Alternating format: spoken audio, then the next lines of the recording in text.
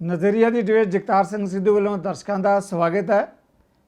ਨਜ਼ਰੀਆ ਦੀ debate media ਦੀਆਂ ਨਜ਼ਰਾਂ 'ਚ ਪਿਆਰੇ ਦਰਸ਼ਕੋ, ਮੈਂ ਕੁਝ ਦਿਨ ਪਹਿਲਾਂ ਇੱਕ ਡਿਬੇਟ ਦੇ ਵਿੱਚ ਕਮੈਂਟਸ ਕੀਤੇ ਸੀ ਕਿ ਪੰਜਾਬ ਦੇ ਅੰਦਰ ਅਕਸਰ ਨਾਨੀਆਂ ਦਾਦੀਆਂ ਰਾਤ ਨੂੰ ਬੱਚਿਆਂ ਨੂੰ ਸੌਣ ਵੇਲੇ ਕਹਾਣੀਆਂ ਸੁਣਾਉਂਦੀਆਂ। ਉਸ ਕਹਾਣੀ ਦਾ ਜਿਹੜਾ ਮੁੱਢਲਾ ਇੱਕ ਫਿਕਰਾ ਅਕਸਰ ਹੀ ਇਸ ਤਰ੍ਹਾਂ ਹੁੰਦਾ ਹੈ, ਇੱਕ ਸੀ ਰਾਜਾ, ਪਰ ਇਹ ਕਾਲਪਨਿਕ ਕਹਾਣੀਆਂ ਸਨ। मैं जिस कहानी का जिक्र करन लग्या है वो वास्तविक कहानी है।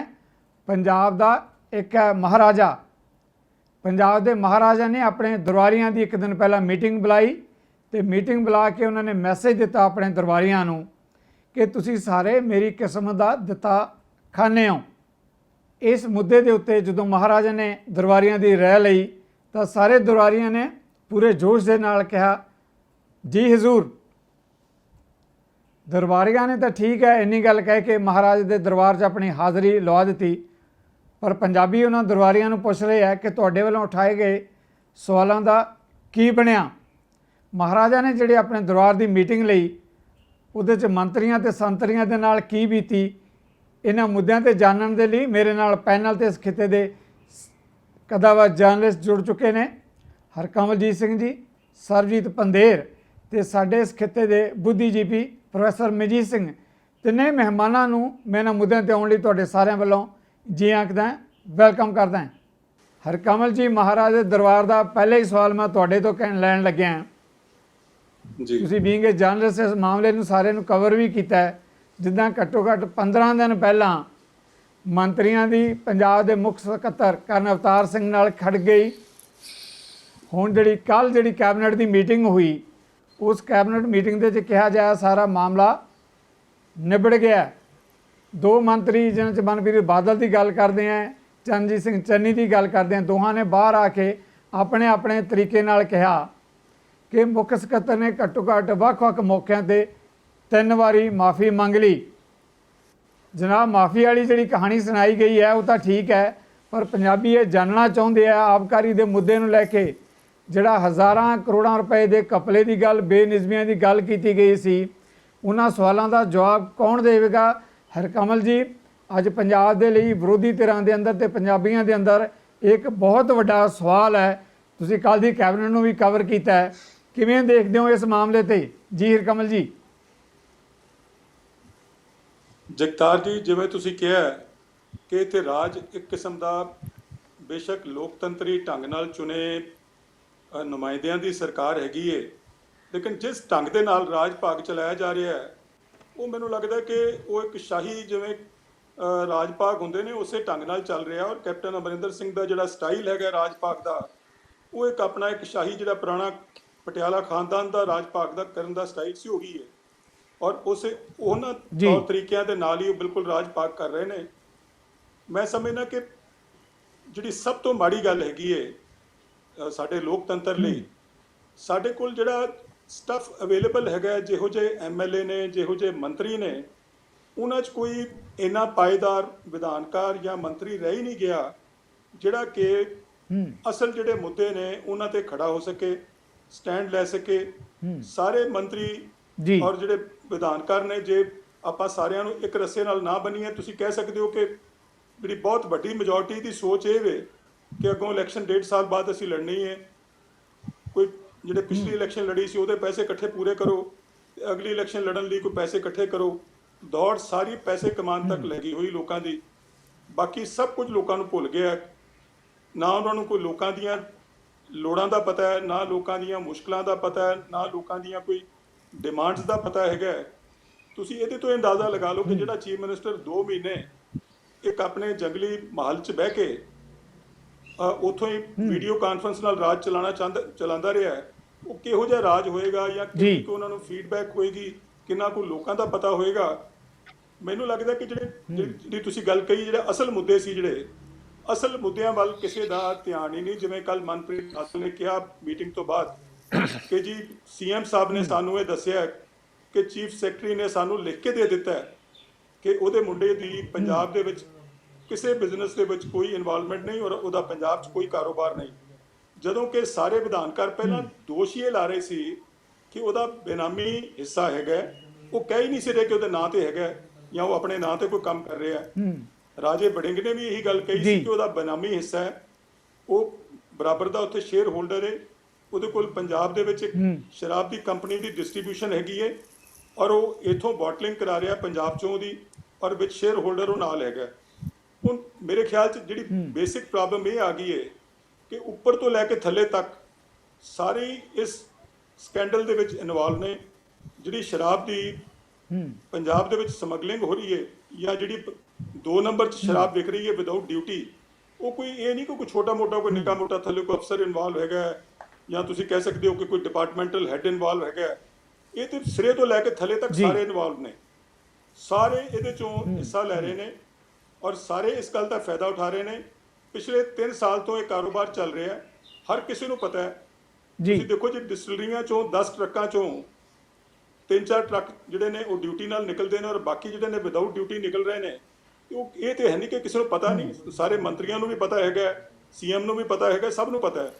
ਔਰ ਪੈਸੇ ਕੌਣ ਲੈ ਰਿਹਾ, ਕਿੱਥੇ ਜਾ ਰਹੇ ਨੇ, ਇਹ ਵੀ ਸਭ ਨੂੰ ਪਤਾ ਹੈ। ਔਰ ਮੇਰੇ ਖਿਆਲ 'ਚ ਜਦੋਂ ਇੱਕ ਸਾਰਾ ਢਾਂਚਾ ਹੀ ਕਰਪਟ ਹੋ ਜਾਏ ਟੋਟਲ, ਉਹ ਹੀ ਇਨਵੋਲਵ ਹੋ ਜਾਏ ਉਹਦੇ 'ਚ, ਤੇ ਫਿਰ ਨਾ ਕੋਈ ਇਨਕੁਆਇਰੀ ਦੀ ਲੋੜ ਰਹਿ ਜਾਂਦੀ, ਨਾ ਕੋਈ ਇਨਕੁਆਇਰੀ ਕਰ ਸਕਦਾ ਉਹਦੀ। ਮੈਨੂੰ ਲੱਗਦਾ ਇਸ ਹਾਲਾਤ 'ਚ ਕੀ ਹੋ ਸਕਦਾ, ਤੁਸੀਂ ਆਪਣੇ ਆਪ ਅੰਦਾਜ਼ਾ ਲਾ ਸਕਦੇ ਹੋ। ਜਿਹੜਾ ਲੋਕੀ ਇਹ ਕਹਿੰਦੇ ਨੇ ਕਿ ਜੁਡੀਸ਼ਰੀ ਨੂੰ ਦੇ ਦਿਓ, ਫਲਾਂ ਕਰ ਦਿਓ, ਮੈਨੂੰ ਨਹੀਂ ਲੱਗਦਾ ਕਿ ਜਿਹੋ ਜਿਹਾ ਹਾਲ ਸਾਡੀ ਹੁਣ ਜੁਡੀਸ਼ਰੀ ਦਾ ਵੀ ਹੋਇਆ ਪਿਆ, ਉਹਦੇ 'ਚੋਂ ਵੀ ਕੀ ਨਿਕਲੇਗਾ। ਇਹ ਤੇ ਮੈਨੂੰ ਲੱਗਦਾ ਕਿ ਉਹ ਜਿਵੇਂ ਪਿੱਛੇ ਆਪਾਂ ਇੱਕ ਡਿਸਕਸ਼ਨ 'ਚ ਗੱਲ ਕੀਤੀ ਸੀ ਕਿ ਇਹ ਤੇ ਸਿਰੇ ਤੋਂ ਲੈ ਕੇ ਥੱਲੇ ਤੱਕ ਸਾਰਾ ਸੁਧਾਰ ਕਰਨ ਦੀ ਲੋੜ ਹੈ। ਉਹ ਕਦੋਂ ਹੋਏਗਾ, ਕਿਵੇਂ ਹੋਏਗਾ, ਪਤਾ ਨਹੀਂ। ਪਰ ਇਹ ਮਸਲੇ ਇੰਨੇ ਗੁੰਝਲਦਾਰ ਹੋ ਗਏ ਨੇ ਕਿ ਮੈਨੂੰ ਇਹਨਾਂ ਦਾ ਕੋਈ ਹੱਲ ਨਿਕਲਦਾ ਨਜ਼ਰ ਨਹੀਂ ਆ ਰਿਹਾ। ਹਰਕਮਲ ਜੀ, ਇੱਕ ਸਵਾਲ ਜਿਹੜਾ ਹੈਗਾ, ਮੈਂ ਅੱਗੇ ਜਾਣ ਤੋਂ ਪਹਿਲਾਂ, ਜਿੱਦਾਂ ਤੁਸੀਂ ਕਹਿ ਵੀ ਰਹੇ ਹੋ, ਸਾਰੇ ਆਪਾਂ ਮੀਡੀਆ ਦੇਖਿਆ ਵੀ ਹੈ ਕਿ ਮਨਪ੍ਰੀਤ ਬਾਦਲ ਨੇ ਵੀ ਬੜੇ ਜ਼ੋਰ ਦੇ ਕੇ ਕਿਹਾ, ਚਰਨਜੀਤ ਚੰਨੀ ਨੇ ਵੀ ਕਿਹਾ, ਚਰਨਜੀਤ ਚੰਨੀ ਨੇ ਇੱਥੋਂ ਤੱਕ ਕਿਹਾ ਕਿ ਬੜਾ ਹੀ ਇਤਿਹਾਸਿਕ ਫੈਸਲਾ ਹੋਇਆ ਹੈ। ਮੁੱਖ ਸਕੱਤਰ ਵੱਲੋਂ ਜਿਹੜੀ ਹੈਗੀ ਹੈ ਮਾਫੀ ਮੰਗੀ ਗਈ ਹੈ। ਮੁੱਖ ਸਕੱਤਰ ਤਾਂ ਤੁਹਾਡੇ ਰਾਜ ਦਾ ਇੱਕ ਕਰਿੰਦਾ ਕਹਿ ਲਓ, ਇੱਕ ਅਧਿਕਾਰੀ ਹੈ ਜਿਸ ਨੇ ਸਰਕਾਰ ਦੇ ਆਦੇਸ਼ ਮੁਤਾਬਕ ਚੱਲਣਾ ਹੀ ਹੈ।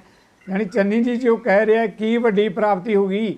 ਜਿਹੜੇ ਅਸਲ ਮੁੱਦੇ ਆ ਉਹਨਾਂ ਮੁੱਦਿਆਂ ਤੇ ਤਾਂ ਕਿਸੇ ਨੇ ਜ਼ਿਕਰ ਤੱਕ ਨਹੀਂ ਕੀਤਾ, ਕੋਈ ਕਮੈਂਟ ਤੱਕ ਨਹੀਂ ਕੀਤਾ। ਕੀ ਲੱਗਦਾ ਕਿ ਅਸਲ ਮੁੱਦੇ ਇਸ ਗੱਲ ਨਾਲ ਹੀ, ਮਾਫੀ ਦੇ ਨਾਲ ਹੀ ਕਾਰਪੇਟ ਦੇ ਹੇਠਾਂ ਸਾਰਾ ਕੁਝ ਲੁਕੋ ਦਿੱਤਾ ਗਿਆ।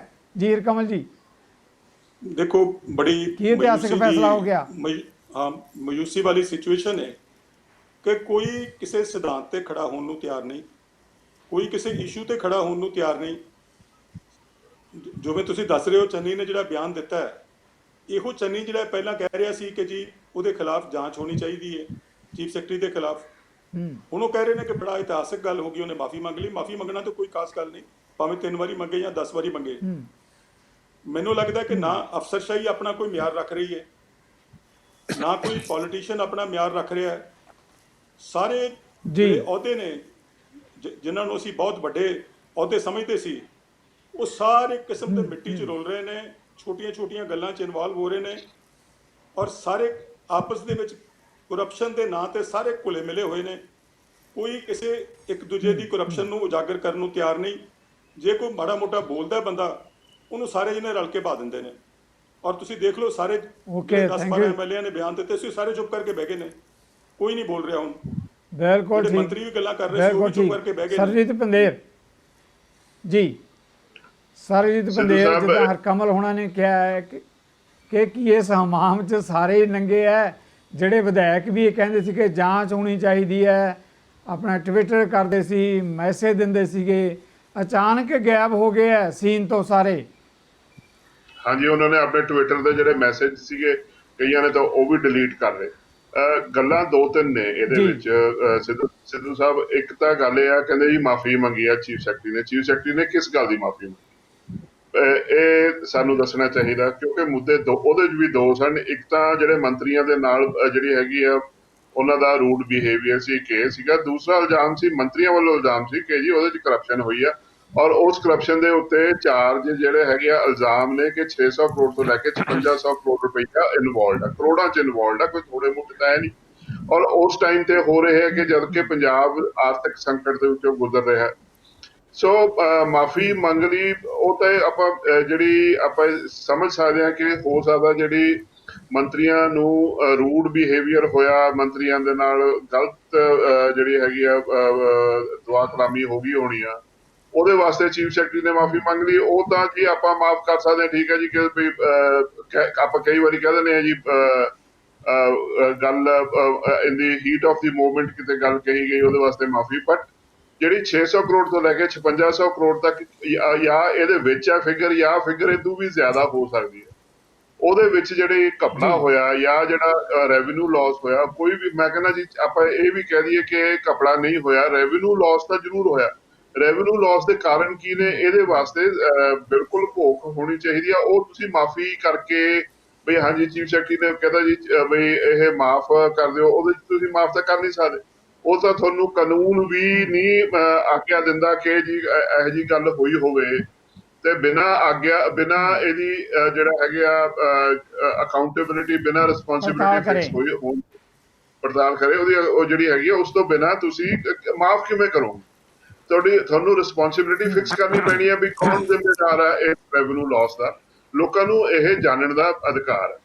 ਪਹਿਲੀ ਗੱਲ, ਉਸ ਤੋਂ ਪਹਿਲਾਂ ਜਦੋਂ ਆਪਣੀ ਗੱਲ ਸ਼ੁਰੂ ਹੋਈ ਕਿ ਕੈਪਟਨ ਅਮਰਿੰਦਰ ਸਿੰਘ ਦਾ ਜਿਹੜਾ ਕੰਮ ਕਰਨ ਦਾ ਤਰੀਕਾ ਵਾ, ਉਹ ਤਾਂ ਜੀ ਤਰੀਕਾ ਸਾਰਿਆਂ ਨੂੰ, ਮੈਂ ਪਹਿਲਾਂ ਵੀ ਗੱਲ ਕਰਦਾ ਸੀ ਜਦੋਂ ਆਪਾਂ ਪਿਛਲੀ ਡਿਬੇਟ 'ਚ ਵੀ ਗੱਲ ਕੀਤੀ ਸੀ ਕਿ ਕੈਪਟਨ ਅਮਰਿੰਦਰ ਸਿੰਘ ਦਾ ਇੱਕ ਸਟਾਈਲ ਆਫ ਫੰਕਸ਼ਨਿੰਗ ਹੈਗਾ, ਔਰ ਉਸ ਸਟਾਈਲ ਆਫ ਫੰਕਸ਼ਨਿੰਗ ਦੇ ਉੱਤੇ ਕਾਂਗਰਸ ਨੇ ਵੋਟਾਂ ਪਵਾਈਆਂ, ਲੋਕਾਂ ਨੇ ਵੋਟਾਂ ਪਾਈਆਂ ਵੀ। ਔਰ ਜਿਹੜਾ ਕਿਉਂਕਿ ਜਿਹੜਾ ਸਲੋਗਨ ਸੀ ਜਿਹੜੀਆਂ ਲੋਕਾਂ ਦਾ ਵੀ ਚਾਹੁੰਦਾ ਹੈ ਪੰਜਾਬ ਕੈਪਟਨ ਸਰਕਾਰ। ਹੁਣ ਜਿਹੜੀ ਕੈਪਟਨ ਸਰਕਾਰ ਆ ਜਿਹੜੀ 2002 ਤੋਂ ਲੈ ਕੇ 2007 ਚ ਚੱਲੀ ਸੀ, ਉਹਦੇ ਚ ਬਿਲਕੁਲ ਸਾਫ਼ ਸੀਗਾ ਕਿ ਕੈਪਟਨ ਅਮਰਿੰਦਰ ਸਿੰਘ, ਤੁਸੀਂ ਬੇਸ਼ੱਕ ਉਹਨਾਂ ਦੀ ਆਪਾਂ ਜਿਹੜੀ ਹੈਗੀ ਆ ਰਾਇਲ ਬੈਕਗਰਾਉਂਡ ਹੈਗੀ ਆ ਉਹ ਕਹਿ ਸਕਦੇ ਆ, ਬਟ ਕੈਪਟਨ ਅਮਰਿੰਦਰ ਸਿੰਘ ਇੱਕ ਫੌਜੀ ਵੀ ਹੈ ਔਰ ਉਹ ਇੱਕ ਕਮਾਂਡ ਸਿਸਟਮ ਦੇ ਨਾਲ ਚੱਲਦੇ ਆ। ਜਿਹੜੇ ਕਮਾਂਡ ਦੇ ਵਿੱਚ ਹੈਗੇ ਆ ਉਵੇਂ ਚੱਲੂਗਾ। ਔਰ ਕੈਪਟਨ ਅਮਰਿੰਦਰ ਸਿੰਘ ਦੀ ਜਿਹੜੀ ਫੰਕਸ਼ਨਿੰਗ ਆ ਉਹ ਬਹੁਤ ਜ਼ਿਆਦਾ, ਪਿਛਲੇ ਸਾਲ ਵੀ ਅਸੀਂ ਜਦੋਂ ਪਿਛਲੀ ਵਾਰੀ ਵੀ ਸੀ 2002 ਤੋਂ ਲੈ ਕੇ 2007 ਚ ਵੀ ਦੇਖਿਆ ਕਿ ਉਹ ਬਿਊਰੋਕਰੈਟਸ ਦੇ ਉੱਤੇ ਜ਼ਿਆਦਾ ਡਿਪੈਂਡੈਂਟ ਸੀ। ਉਸ ਵੇਲੇ ਵੀ ਲੋਕੀ ਕਹਿੰਦੇ ਸੀ ਅਫਸਰਸ਼ਾਹੀ ਸਾਡੀ ਗੱਲ ਨਹੀਂ ਕਰਦੀ। ਹੁਣ ਜਦੋਂ ਇਲੈਕਸ਼ਨਾਂ ਲੜਨੀਆਂ ਸੀ ਤੇ ਕਾਂਗਰਸ ਨੇ ਸਲੋਗਨ ਇਹ ਦਿੱਤਾ ਸੀ, ਚਾਹੁੰਦਾ ਹੈ ਪੰਜਾਬ ਕੈਪਟਨ ਸਰਕਾਰ, ਤੇ ਕੈਪਟਨ ਸਰਕਾਰ ਤਾਂ ਫਿਰ ਉਹੀ ਹੋਊਗੀ ਨਾ ਜੀ ਜਿਹੜੀ 2002 ਤੇ 2007 ਚ ਹੋਈ ਸੀ। ਸੋ ਹੁਣ ਇਹਨਾਂ ਦਾ ਕੀ ਸੀਗਾ ਜੀ, ਜਿਹੜਾ ਰੌਲਾ ਗੋਲਾ, ਜਿਹੜਾ ਮੇਰਾ ਸਿੱਧੀ ਜੀ ਗੱਲ ਹੈ, ਜਿਹੜਾ ਮੈਂ ਗੱਲ ਕਹੂੰਗਾ ਕਿ ਜਿੰਨਿਆਂ ਨੇ ਰੌਲਾ ਪਾਇਆ, ਦੋ ਮੁੱਦਿਆਂ ਦੇ ਉੱਤੇ ਰੌਲਾ ਪਾਇਆ। ਇੱਕ ਤਾਂ ਸਕਸੈਸ਼ਨ ਪੋਲਿਟਿਕਸ, ਬਈ ਕੈਪਟਨ ਅਮਰਿੰਦਰ ਸਿੰਘ ਦੀ ਜਿਹੜੀ ਵਾਗਡੋਰ ਆ, ਜਿਹੜੀ ਅਗਲੀ ਜਿਹੜਾ ਲੀਡਰ ਆ ਉਹ ਦੇ ਵਿੱਚ ਕੌਣ ਹੋਊਗਾ। ਕੁਝ ਲੋਕਾਂ ਨੇ ਆਪਣੀ ਜਿਹੜੇ ਹੈਗੇ ਆ ਜੀ ਡੋਲੇ ਡੂਲੇ ਫੜਕਾਏ ਨੇ। ਦੂਸਰੀ ਇਹ ਹੈਗੀ ਹੈ ਜੀ ਜਿਹੜਾ ਮੋਰ ਇੰਪੋਰਟੈਂਟ, ਜਿਸ ਦੇ ਉੱਪਰ ਤੁਸੀਂ ਭਾਜੀ ਹਰਕਮਲਜੀਤ ਵੀ ਗੱਲ ਕਰਦੇ ਰਹੇ ਆ, ਕਿ ਉਹ ਹੈਗਾ ਜੀ ਸ਼ੇਅਰਿੰਗ ਦੀ ਸਪੋਇਲਸ ਆਫ ਪਾਵਰ। ਅਗਲਿਆਂ ਨੇ ਰੌਲਾ ਪਾ ਕੇ ਬਲੈਕਮੇਲ ਕਰਕੇ ਜਿਹੜਾ ਹੈਗਾ ਚੀਫ ਮਿਨਿਸਟਰ ਨੂੰ ਔਰ ਆਫੀਸਰਸ ਨੂੰ, ਜਿਹੜਾ ਪਹਿਲਾਂ ਵੀ ਕਹਿੰਦੇ ਆ ਸਾਡੇ ਵਿਧਾਇਕ ਕਿ ਜੀ ਸਾਡੇ ਕੰਮ ਨਹੀਂ ਹੁੰਦੇ। ਕੰਮ ਮੈਂ ਪਹਿਲਾਂ ਵੀ ਕਿਹਾ ਸੀ, ਕਿਹੜੇ ਕੰਮ ਨਹੀਂ ਹੁੰਦੇ ਜੀ? ਲੋਕ ਭਲਾਈ ਦਾ ਕੰਮ ਨਹੀਂ ਹੁੰਦਾ, ਕਿਹੜਾ ਕੰਮ ਨਹੀਂ ਹੁੰਦਾ? ਕੰਮ ਆਹੀ ਨਹੀਂ ਹੁੰਦੇ ਜਿਹੜੇ ਹੁਣ, ਜਿਹਦੇ ਕਰਕੇ ਜਿੱਥੇ ਟੁੱਕ ਪੈ ਗਿਆ ਇੱਕ ਜਗ੍ਹਾ ਦੇ ਉੱਤੇ। ਮੈਨੂੰ ਬੜੀ ਦੇਖਣ ਨੂੰ ਸੀਗਾ ਜੀ ਕਿ ਉਹਨਾਂ ਨੇ ਜਿਹੜੀ ਡਿਨਰ ਜਾਂ ਲੰਚ ਡਿਪਲੋਮੇਸੀ ਕੀਤੀ ਲੋਕਾਂ ਦੇ ਨਾਲ, ਉਹਦੇ ਨਾਲ ਜਿਹੜੀ ਬੁਰਕੀ ਸਿੱਟੀ ਹੈ, ਉਹ ਕਿਹੜੀ ਬੁਰਕੀ ਸਿੱਟੀ ਹੈ? ਕੀ ਉਹਨਾਂ ਨੂੰ ਚੁੱਪ ਕਰਾਉਣ ਨੂੰ ਕਿਹਾ ਗਿਆ? ਉਹ ਸ਼ੇਅਰਸ ਜਿਹੜੀ ਹੈਗੀ ਆ ਸਪੋਇਲਸ ਆਫ ਪਾਵਰ, ਕਿੱਥੇ ਸ਼ੇਅਰਿੰਗ ਹੋਈ ਹੈ, ਕੀ ਕੀ ਮਿਲਿਆ? ਔਰ ਉਹ ਗੱਲ ਠੀਕ ਹੈ ਜੀ ਕਿ ਆਉਣ ਵਾਲੇ ਦਿਨਾਂ ਦੇ ਵਿੱਚ 1.5 ਸਾਲ 'ਚ ਇਲੈਕਸ਼ਨਸ ਨੇ, ਔਰ ਲੋਕਾਂ ਨੇ ਫਿਰ ਜਿਨ੍ਹਾਂ ਨੇ ਵੋਟਾਂ ਪਾਉਣੀਆਂ ਨੇ ਉਹਨਾਂ ਨੇ ਸ਼ਰਾਬ ਮੰਗਣੀ ਆ, ਕਿਸੇ ਨੇ ਭੁੱਕੀ ਮੰਗਣੀ ਆ, ਅਫੀਮ ਮੰਗਣੀ ਆ, ਕਈਆਂ ਨੇ ਮੋਟਰਸਾਈਕਲ ਮੰਗਣੇ ਆ, ਫਰਿੱਜ ਮੰਗਣੇ ਆ, ਏਸੀ ਮੰਗਣੇ ਆ। ਲੋਕਾਂ ਨੇ ਵੀ ਹਾਂਜੀ ਅਸੀਂ ਤਾਂ ਵੋਟਾਂ ਪਾਵਾਂਗੇ। ਸੋ ਉਹ ਸਾਰੀ ਦੀ ਸਾਰੀਆਂ ਜਿਹੜੀਆਂ ਉਹਨਾਂ ਨੇ ਵੀ ਆਪਣਾ ਇੰਤਜ਼ਾਮ ਕਰਨਾ ਵਾ, ਉਹ ਸਾਰੇ ਦਾ ਸਾਰਾ ਸਿਸਟਮ ਜੇ ਆਪਾਂ ਇਕੱਲਾ ਉਹਨਾਂ ਦੇ ਸਿਰ ਤੇ ਪਾਈਏ, ਉਹ ਇਕੱਲੀ ਜਿਹੜਾ ਹੈਗਾ ਜਿਹੜਾ ਨਿਗਾਰ ਹੈ, ਜੇ ਕਹੀਏ ਸਿਰਫ ਸਿਆਸਤ ਦੇ ਵਿੱਚ ਹੀ ਆ, ਉਹ ਥੋੜੀ ਜਿਹੀ ਜਿਹੜੀ ਗੱਲ ਅਧੂਰੀ ਜੀ ਰਹਿ ਜਾਂਦੀ ਆ। ਸਾਨੂੰ ਸਮਾਜ ਨੂੰ ਵੀ ਦੇਖਣਾ ਪੈਣਾ ਵੀ ਅਸੀਂ ਆਪ ਦੇ ਜਿਹੜੇ ਹੈਗੇ ਆ ਅਗਲੇ ਜਿਹੜੇ ਵਿਧਾਇਕ ਆ ਉਹ ਕਿਹੜੇ ਚੁਣਨੇ ਆ। ਹੁਣ ਸਾਡੇ ਕੋਲੇ ਵੀ 1.5 ਸਾਲ ਰਹਿ ਗਿਆ, ਅਸੀਂ ਸੋਚਣਾ ਪੈਣਾ ਸਾਨੂੰ ਕਿ ਇਹੋ ਜਿਹਿਆਂ ਨੂੰ ਵਾਪਸ ਲੈ ਕੇ ਆਉਣਾ ਕਿ ਨਹੀਂ ਲੈ ਕੇ ਆਉਣਾ। ਕਿ ਜਿਹੜੇ ਰੌਲਾ ਪਾਉਣ ਵੇਲੇ ਤਾਂ ਪੂਰਾ ਇੱਕ ਇਮੋਸ਼ਨਲ ਇਸ਼ੂ ਵਧਾ ਦਿੰਦੇ ਨੇ ਪੂਰੇ ਦਾ ਪੂਰਾ, ਲੋਕਾਂ ਦੀ ਜਿਹੜੀ ਹੈਗੀ ਆ ਸੈਂਟੀਮੈਂਟ ਨੂੰ ਐਕਸਪਲੋਇਟ ਕਰਕੇ ਫਿਰ ਇੱਧਰਲੇ ਪਾਸੇ। ਅੱਛਾ ਜੀ, ਲੋਕਾਂ ਨੂੰ ਜਿਹੜੇ ਸਾਡੇ ਵਿਧਾਇਕ ਨੇ ਜਿਨ੍ਹਾਂ ਨੇ ਮੁੱਦੇ ਚੱਕੇ ਸੀ, ਉਹਨਾਂ ਨੂੰ ਆਸ ਵਧਣੀ ਸ਼ੁਰੂ ਹੋ ਜਾਂਦੀ ਹੈ ਕਿ ਦੇਖੋ ਜੀ ਸ਼ਾਇਦ ਸਾਡਾ ਜਿਹੜਾ ਹੈਗਾ ਛੁਟਕਾਰਾ ਇੱਕ ਇਸ ਸਿਸਟਮ ਤੋਂ ਸ਼ਾਇਦ ਹੋ ਜੇ। ਫਿਰ ਬਾਅਦ ਚੋਂ ਜੀ ਸਾਡੇ ਵਿਧਾਇਕ ਸਾਹਿਬ ਸਾਰੇ ਦੇ ਸਾਰੇ ਜਾ ਕੇ ਸਮਝੌਤੇ ਕਰ ਲੈਂਦੇ ਆ, ਔਰ ਲੋਕ ਉੱਥੇ ਦੇ ਉੱਥੇ ਜਿਹਨੂੰ ਹੁੰਦੇ ਲੈਟ ਡਾਊਨ ਹੁੰਦੇ ਆ। ਲੋਕਾਂ ਦੇ ਨਾਲ ਬਹੁਤ ਨਿਰਾਸ਼ਤਾ ਜਿਹੜੀ ਹੈਗੀ ਆ ਸਿਸਟਮ ਦੇ ਵਿੱਚ ਹੋਰ ਵੱਧਦੀ ਜਾਂਦੀ ਹੈ, ਜਿਹਦੇ ਨਾਲ ਗੈਰ ਜਮਹੂਰੀ ਤਾਕਤਾਂ ਨੂੰ ਬਹੁਤ ਜ਼ਿਆਦਾ ਜਿਹੜਾ ਬਲ ਮਿਲਦਾ। ਸੋ ਇਹ ਇੱਕ ਨਿੱਕੀ ਜੀ ਗੱਲ ਨਹੀਂ ਹੈ ਕਿ ਜੀ ਇੱਕ ਅਸੀਂ ਮਾਫੀ ਮੰਗ ਲਈ ਜਾਂ ਮਾਫ ਕਰਤਾ ਜਾਂ ਨਹੀਂ ਕੀਤਾ ਜਾਂ ਇੱਕ ਕਰਪਸ਼ਨ ਦਾ ਇਸ਼ੂ ਰੇਜ਼ ਹੋਇਆ ਹੈ, ਇਹ ਉਹੋ ਜਿਹਾ ਉੱਥੇ ਤੱਕ ਨਹੀਂ ਹੈ। ਇੱਕ ਟੋਟਲ ਸਿਸਟਮ ਜਿਹੜਾ ਹੈਗਾ ਲੋਕਾਂ ਦਾ, ਔਰ ਜਿਹੜੇ ਕਰੋਨਾ ਵਰਗੀ ਜਿਹੜੀ ਹੈ ਜੀ ਇਹਦੇ ਵਿੱਚ ਜਿਹੜਾ ਖੌਫ ਦਾ ਜਿਹੜਾ ਇੰਜੈਕਸ਼ਨ ਲੋਕਾਂ ਨੂੰ ਦਿੱਤਾ ਹੋਇਆ, ਉਹਦੇ ਦੌਰਾਨ ਤੁਹਾਨੂੰ ਆਪਣੀ ਜਮਹੂਰੀਅਤ ਦੇ ਉੱਤੇ ਵੀ ਜਿਹੜਾ ਹੈਗਾ ਉਹਦੇ ਤੇ ਵੀ ਨਿਰਾਸ਼ਤਾ ਹੋਣੀ ਸ਼ੁਰੂ ਹੋ ਜਾਏ। ਇਹ ਘਾਤਕ ਸਿੱਧ ਹੋਏਗਾ ਟੋਟਲੀ ਸਮਾਜਿਕ ਤੌਰ ਤੇ ਵੀ ਤੇ ਸਿਆਸੀ ਤੌਰ ਤੇ। ਜੀ ਜਿਸ ਮੈਂ ਅੱਗੇ ਜਾਣ ਤੋਂ ਪਹਿਲਾਂ ਇੱਕ ਸਵਾਲ ਜ਼ਰੂਰ ਛੋਟਾ ਜਿਹਾ ਲੈਣਾ ਚਾਹਾਂਗਾ। ਤੁਸੀਂ ਬਹੁਤ ਵੱਡਾ ਸਵਾਲ ਖੜਾ ਕੀਤਾ ਹੈ, ਜਿੱਥੇ ਆਪਾਂ ਕਰਪਟ ਪੋਲੀਟਿਕਸ ਦੀ ਗੱਲ ਕਰਦੇ ਹਾਂ, ਬਿਊਰੋਕ੍ਰੇਸੀ ਦੀ ਗੱਲ ਕਰਦੇ ਹਾਂ, ਸਮਾਜਿਕ ਤੌਰ ਤੇ ਸਾਡੇ ਜਿਹੜੇ ਅਸੀਂ ਵੋਟਰ ਹਾਂ ਜਾਂ ਅਸੀਂ ਜਿਹੜੇ ਸਮਾਜ ਦੇ ਵਿੱਚ ਵਿਚਰਦੇ ਹਾਂ, ਜਿਹੜੇ ਉਹਨਾਂ ਨੂੰ ਚੁਣ ਕੇ ਭੇਜਦੇ ਹਾਂ, ਸਾਡੇ ਤੇ ਵੀ ਬਹੁਤ ਵੱਡੇ ਸਵਾਲ ਇਸ ਮਾਮਲੇ ਨੂੰ ਲੈ ਕੇ ਉੱਠਦੇ ਹੈ। ਉਹੀ ਪੋਲੀਟੀਸ਼ੀਅਨ ਇਹ ਸਮਝਦੇ ਆ ਕਿ ਕੋਈ ਗੱਲ ਨਹੀਂ, ਅਸੀਂ ਪੈਸੇ ਇਕੱਠੇ ਕਰ ਲਾਂਗੇ, ਤਾਂ ਜਿਹੜੇ ਅੱਜ ਰੌਲਾ ਪਾਉਂਦੇ ਆ ਇਹਨਾਂ ਨੂੰ ਚੁੱਪ ਕਰਾਉਣਾ ਵੀ ਜਾਣਦੇ ਆ, ਜਾਣੀ ਉਹ ਸਾਡੀਆਂ ਕਮਜ਼ੋਰੀਆਂ ਨੂੰ ਵੀ ਭਾਂਪਣ ਲੱਗ ਗਏ ਕਿ ਇਹਨਾਂ ਨੂੰ ਪ੍ਰਦੇਸ਼ ਸਾਹਿਬ ਗੱਲ ਲੰਬੀ ਹੋ ਜਾਂਦੀ ਹੈ। ਮੈਂ ਬੀਂਗੇ ਜਰਨਲਿਸਟ ਜਦੋਂ ਰੈਲੀ ਕਵਰ ਕਰਨ ਜਾਣਾ, ਹੁਣ ਤਾਂ ਬੜਾ ਸੋਫਿਸਟੀਕੇਟਡ ਸਿਸਟਮ ਆ ਗਿਆ। ਪਹਿਲਾਂ ਤੁਹਾਨੂੰ ਯਾਦ ਹੋਏਗਾ ਕਿ ਪਿੰਡਾਂ ਦੇ ਵਿੱਚੋਂ ਟਰੱਕਾਂ ਦੇ ਟਰੱਕ ਭਰ ਕੇ ਲੱਦ ਕੇ ਜਿੱਦਾਂ ਭੇਡਾਂ ਬੱਕਰੀਆਂ ਲੈ ਕੇ ਜਾਂਦੇ ਆ, ਇਸ ਤਰੀਕੇ ਨਾਲ ਲੋਕਾਂ ਨੂੰ ਰੈਲੀਆਂ 'ਚ ਪੋਲੀਟੀਸ਼ੀਅਨ ਲੈ ਕੇ ਜਾਂਦੇ ਸੀ। ਬੀਂਗੇ ਜਰਨਲਿਸਟ ਮੈਨੂੰ ਸਮਝ ਨਹੀਂ ਸੀ ਲੱਗਦੀ ਕਿ ਜਿਹੜੇ ਟਰੱਕ 'ਚ ਲੋਕ ਜਾ ਰਹੇ ਆ ਰਾਤ ਨੂੰ ਵਾਪਸ ਆਉਣਗੇ ਭੁੱਖੇ ਤੇ ਜਾਂ ਜਿੱਦਾਂ ਵੀ, ਆਖਿਰ ਇਹਨਾਂ ਨੇ ਲੈਣਾ ਕੀ ਹੈ। ਸੋ ਲੱਗਦਾ ਇਹ ਹੈ ਕਿ ਪੋਲੀਟੀਕਲ ਸਿਸਟਮ ਨੂੰ ਵੀ ਇਹ ਸਮਝ ਆ ਗਈ ਹੈ ਕਿ ਲੋਕਾਂ ਨੂੰ ਭੇਡਾਂ ਬੱਕਰੀਆਂ ਦੀ ਤਰ੍ਹਾਂ ਕਿਵੇਂ ਹਿੱਕਿਆ ਜਾ ਸਕਦਾ ਹੈ। ਸ਼ਾਇਦ ਇਸੇ ਕਰਕੇ ਉਹਨਾਂ ਨੂੰ ਕੋਈ ਬਹੁਤੀ ਘਬਰਾਹਟ ਨਹੀਂ ਹੈ। ਉਹ ਕਹਿੰਦੇ ਮਾਇਆ ਇਕੱਠੀ ਕਰੋ, ਰਾਜ ਭਾਗ ਵੀ ਆ ਜਾਏਗਾ। ਜੀ ਅਨੇਰ ਸਾਹਿਬ। ਬਿਲਕੁਲ ਜੀ, ਕੋਈ ਭੁੱਖਾ ਤਾਂ ਕੋਈ ਨਹੀਂ ਸੀ ਹੁੰਦਾ। ਆਪਾਂ ਫੋਟੋਆਂ ਉਦੋਂ ਵੀ ਹੁਣ ਤੱਕ ਕਈ ਦਹਾਕਿਆਂ ਤੋਂ ਫੋਟੋਆਂ ਛਾਪਦੇ ਆ ਕਿ ਰੈਲੀ ਤੋਂ ਬਾਅਦ ਜਿਹੜੀਆਂ ਹਰ ਇੱਕ ਬੱਸ ਦੇ ਵਿੱਚ ਕਿਵੇਂ ਪੇਟੀਆਂ ਦਾਰੂ ਦੀਆਂ ਲੱਦੀਆਂ ਜਾਂਦੀਆਂ ਸੀ, ਜਾਂ ਕਿਹੜੇ ਕਿਹੜੇ ਢਾਬੇ ਦੇ ਉੱਤੇ ਖਾਣਾ ਖਵਾਉਣ ਦਾ ਇੰਤਜ਼ਾਮ ਕੀਤਾ ਜਾਂਦਾ ਸੀ, ਜਾਂ ਪੈਕਡ ਲੰਚ ਹੁੰਦੇ ਸੀ। ਔਰ ਸਿੱਧੂ ਸਾਹਿਬ ਸਾਡੇ ਸਾਹਮਣੇ ਲੋਕੀ ਵੀ ਜਿਹੜੇ ਪੋਲੀਟੀਸ਼ੀਅਨ ਨੇ ਉਹ ਵੀ ਪਹਿਲਾਂ ਕਹਿੰਦੇ ਸੀ ਰੈਲੀ ਦੇ ਉੱਤੇ ਸਾਡਾ ਖਰਚਾ ਹੋ ਗਿਆ। ਰੈਲੀ ਦੇ ਉੱਤੇ ਖਰਚਾ ਜਿਹੜਾ ਹੁੰਦਾ ਸੀ ਉਹ ਸਿਰਫ ਪੰਡਾਲ ਖੜਾ ਕਰਨ ਦਾ ਥੋੜਾ ਹੁੰਦਾ ਸੀ, ਉਹ ਲੋਕਾਂ ਨੂੰ ਲਿਜਾਣ ਦਾ ਵੀ ਖਰਚਾ ਹੁੰਦਾ। ਔਰ ਕਮਾਲ ਦੀ ਗੱਲ ਇਹ ਹੈ, ਜਿਹੜੇ ਲੋਕਾਂ ਦਾ ਵੀ ਇਹ ਹਾਲ ਹੈ ਜਿਹੜਾ ਅੱਜ ਕਾਂਗਰਸ ਦੀ ਰੈਲੀ ਤੇ ਚਲਿਆ ਗਿਆ ਜੀ, ਬੱਸ ਚੜ ਕੇ ਜੀ ਉਹ ਮਸਤਿਆ ਕੱਲ੍ਹ ਨੂੰ ਅਕਾਲੀਆਂ ਦੀ, ਤੀਜੇ ਦਿਨ ਭਾਜਪਾ ਦੀ, ਚੌਥੇ ਦਿਨ ਆਮ ਆਦਮੀ ਪਾਰਟੀ, ਉਹ ਸਾਰੀਆਂ ਪਾਰਟੀ ਜਾ ਕੇ ਜੀ ਜਿੱਥੇ ਵੀ ਮੌਕਾ ਮਿਲਦਾ ਜੀ ਸਵਾਦ ਲੈਣ ਤੇ ਉਹ ਕਹਿੰਦੇ ਜੀ ਫਿਰ ਅਸੀਂ ਲੋਕੀ ਕਹਿੰਦੇ ਜੀ ਸਰਵੇਸ ਦੇ ਵਿੱਚ ਪਤਾ ਨਹੀਂ ਲੱਗਦਾ ਲੋਕਾਂ ਨੇ ਜਿਹੜਾ ਹੈਗਾ ਆਪਣਾ ਮਨ ਨਹੀਂ ਬਣਾਇਆ ਵੋਟ ਪਾਉਣ ਦਾ। ਲੋਕਾਂ ਨੇ ਤਾਂ ਮਨ ਬਣਾਇਆ ਹੁੰਦਾ ਜੀ, ਜਿੱਥੋਂ ਜਿਹੜੀ ਹੈਗੀ ਆ ਸਾਰੀ ਦੀ ਸਾਰੀ ਜਿਹੜਾ ਇਨਫਲੂਐਂਸ ਆਉਂਦਾ। ਔਰ ਆਖਿਰ ਜਿਹੜੇ ਸਾਡੇ ਸਿਆਸਤਦਾਨ ਨੇ ਸਾਡੇ ਸਮਾਜ ਚੋਂ ਹੀ ਬਣ ਕੇ ਜਾਂਦੇ ਨੇ। ਔਰ ਜਿਹੜੇ ਸਾਡੇ ਲੀਡਰ ਨੇ, ਪਹਿਲਾਂ ਤਾਂ ਲੋਕੀ ਇਹ ਕਹਿੰਦੇ ਸੀ ਲੀਡਰ ਤੋਂ ਇਹ ਪਤਾ ਲੱਗਦਾ ਸਮਾਜ ਕਿਹੋ ਜਿਹਾ ਹੁੰਦਾ। ਮੈਂ ਤਾਂ ਇਹ ਕਹੂੰਗਾ ਜੀ ਜਿਹੋ ਜਿਹਾ ਸਮਾਜ ਆ ਉਹੋ ਜਿਹਾ ਸਾਡੇ ਲੀਡਰ ਪੈਦਾ ਹੁੰਦੇ ਨੇ। ਸਾਨੂੰ ਸਮਾਜਿਕ ਤੌਰ ਦੇ ਉੱਤੇ ਬਹੁਤ ਵਧੀਆ, ਬਹੁਤ ਅੱਛਾ, ਬਹੁਤ ਵਧੀਆ ਕਮੈਂਟਸ ਹੈਗੇ ਬੰਦੇਰ ਸਾਹਿਬ ਤੁਹਾਡੇ। Thank you very much. ਕਾਫੀ ਦੇਰ ਦੇ ਪ੍ਰੋਫੈਸਰ ਮਨਜੀਤ ਸਿੰਘ ਇੰਤਜ਼ਾਰ ਕਰ ਰਿਹਾ। ਪ੍ਰੋਫੈਸਰ ਮਨਜੀਤ ਸਿੰਘ, ਜਿੱਦਾਂ ਪੰਧੇਰ ਉਹਨਾਂ ਨੇ ਵੀ ਕਮੈਂਟਸ ਕੀਤੇ, ਹਰਕਮਲ ਜੀ ਨੇ ਕਿਹਾ ਜਿਹੜੀ ਪਿਛਲੀ ਚੋਣ ਹੋਈ ਸੀ ਇੱਕ ਨਾਅਰਾ ਜਿਹਦੇ 'ਚ ਬੋਲਦਾ ਸੀਗਾ ਕਿ ਚਾਹੁੰਦਾ ਹੈ ਪੰਜਾਬ ਕੈਪਟਨ ਦੀ ਸਰਕਾਰ। ਹੁਣ ਤਾਂ ਕੈਪਟਨ ਦੀ ਸਰਕਾਰ ਹੈ। ਕੈਪਟਨ ਦੀ ਸਰਕਾਰ 'ਚ ਉਹੀ ਮੁੱਦੇ ਉੱਠ ਰਹੇ ਆ ਜਿਹੜਾ ਕੈਪਟਨ ਦੀ ਸਰਕਾਰ ਨੇ ਆਉਣ ਤੋਂ ਪਹਿਲਾਂ ਅਕਾਲੀ ਦਲ ਦੇ ਬਾਰੇ 'ਚ ਉਠਾਏ ਸੀ। ਕਿੱਡੀ ਵੱਡੀ ਵਿਡੰਬਣਾ ਹੈ, ਕਿੰਨਾ ਵੱਡਾ ਆਪਣੇ ਆਪ 'ਚ ਕਹਿ ਲਈਏ ਵਿਅੰਗ ਹੈਗਾ। ਉਹੀ ਨਸ਼ੇ ਦੀ ਗੱਲ, ਉਹੀ ਸ਼ਰਾਬ ਦੀ ਗੱਲ, ਉਹੀ ਹੁਣ ਅਕਾਲੀ ਦਲ ਜਿਹੜਾ ਹੈਗਾ ਮੀਡੀਆ ਦੇ 'ਚ ਮਾਮਲਿਆਂ ਨੂੰ ਉਠਾ ਰਿਹਾ। ਜਿਹੜੇ ਕੈਪਟਨ ਸਾਹਿਬ ਕਦੇ ਆਪ ਹੱਥ 'ਚ ਗੁਟਕਾ ਸਾਹਿਬ ਫੜ ਕੇ ਉਠਾਉਂਦੇ ਰਹੇ ਹੈ, ਤੇ ਕਿਸ ਤਰ੍ਹਾਂ ਹੁਣ ਮੰਤਰੀ ਸੁਸਰੀ ਵਾਂਗ ਸੌ ਗਏ ਹੈ ਇਸ ਮੁੱਦੇ ਤੇ। ਪ੍ਰੋਫੈਸਰ ਮਨਜੀਤ ਸਿੰਘ ਜੀ। ਸਿੱਧੂ ਸਾਹਿਬ, ਜਿਹੜਾ ਲੋਕਤੰਤਰ ਦੀ ਗੱਲ ਦੋਵੇਂ ਹੀ ਬੁਲਾਰਿਆਂ ਨੇ ਪਹਿਲਾਂ ਗੱਲ ਕੀਤੀ ਹੈ। ਲੋਕਤੰਤਰ ਇੱਕ ਸਿਧਾਂਤਕ ਹੁੰਦਾ, ਇੱਕ ਕਨਸਟੀਟਿਊਸ਼ਨ ਦੇ ਤਹਿਤ ਹੁੰਦਾ ਤੇ ਕਾਨੂੰਨਾਂ ਨਾਲ ਚੱਲਦਾ। ਕਾਨੂੰਨ ਦੇ ਸਾਹਮਣੇ ਸਾਰੇ ਬਰਾਬਰ ਹੁੰਦੇ ਆ, ਉਹਦੇ 'ਚ ਵੱਡਾ ਛੋਟਾ ਕੋਈ ਨਹੀਂ ਹੁੰਦਾ। ਸਾਡੇ ਵੋਟਾਂ ਪਾਉਣ ਨੂੰ ਲੋਕਤੰਤਰ ਸਮਝਦੇ ਆ। ਸਿਰਫ ਵੋਟਾਂ ਪਾ ਲਈਆਂ ਫਿਰ ਜ਼ਿੰਮੇਵਾਰੀ ਖਤਮ। ਤੇ ਜਿਨ੍ਹਾਂ ਨੇ ਵੋਟਾਂ ਖਰੀਦਣੀਆਂ ਹੁੰਦੀਆਂ ਜਾਂ ਬਟੋਰਨੀਆਂ ਹੁੰਦੀਆਂ ਜਾਂ ਕੋਈ ਬਾਲਾਕੋਟ ਤੇ ਹਮਲਾ ਕਰਕੇ ਜਾਂ ਦਾਰੂ ਦੇ ਕੇ ਜਾਂ ਜਿਸ ਤਰ੍ਹਾਂ ਮਰਜ਼ੀ, ਉਹ ਇੱਕ ਵਾਰੀ ਵੋਟ ਲੈਣੀ ਆ ਬਸ।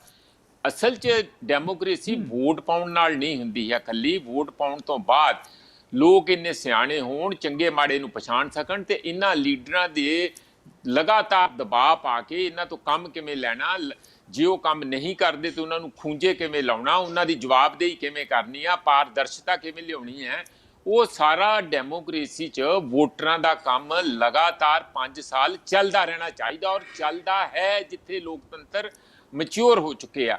ਹੁਣ ਗੱਲ ਪੰਧੇਰ ਸਾਹਿਬ ਨੇ ਕਹਿਤਾ ਕਿ ਲੋਕ ਜਿਹੋ ਜਿਹਾ ਚਾਹੁੰਦੇ ਉਹੋ ਜਿਹੇ ਉਹਨਾਂ ਨੂੰ ਲੀਡਰ ਮਿਲ ਜਾਂਦੇ ਆ। ਮੈਂ ਇਹਦੇ ਨਾਲ ਨਹੀਂ ਸਹਿਮਤ। ਲੋਕਾਂ ਨੂੰ ਜ਼ਿੰਦਗੀ 'ਚ ਮੌਕਾ ਦਿੰਦਾ ਹੀ ਨਹੀਂ ਕੋਈ ਕਿ ਉਹ ਆਪਣੇ ਅਸਲੀ ਵਲਵਲੇ ਜਿਹੜੇ ਆ, ਜਜ਼ਬੇ ਆ ਦਿਲ ਦੇ, ਜਾਂ ਜੋ ਉਹਨਾਂ ਦੀ ਚਾਹਨਾ ਆ, ਉਹ ਕਿੱਥੇ ਕਿਹਨੂੰ ਵੋਟ ਪਾ ਸਕਣ।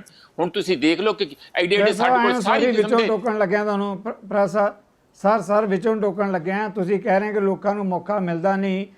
ਰਵਾਇਤੀ ਪਾਰਟੀਆਂ ਦੇ ਖਿਲਾਫ ਪੰਜਾਬ ਦੇ ਵਿੱਚ ਇੱਕ ਮੂਵਮੈਂਟ ਉੱਠੀ ਸੀ, ਚਾਹੇ ਆਮ ਆਦਮੀ ਪਾਰਟੀ ਦੇ ਰੂਪ 'ਚ ਉੱਠੀ, ਉਹਨਾਂ ਨੂੰ ਵੀ ਮੌਕਾ ਦਿੱਤਾ ਗਿਆ। ਉਹ ਖੱਖਰਿਆਂ ਕਰੇਲਿਆਂ ਦੀ ਤਰ੍ਹਾਂ ਖਿਲਰ ਗਏ ਆਪਸ ਵਿੱਚ।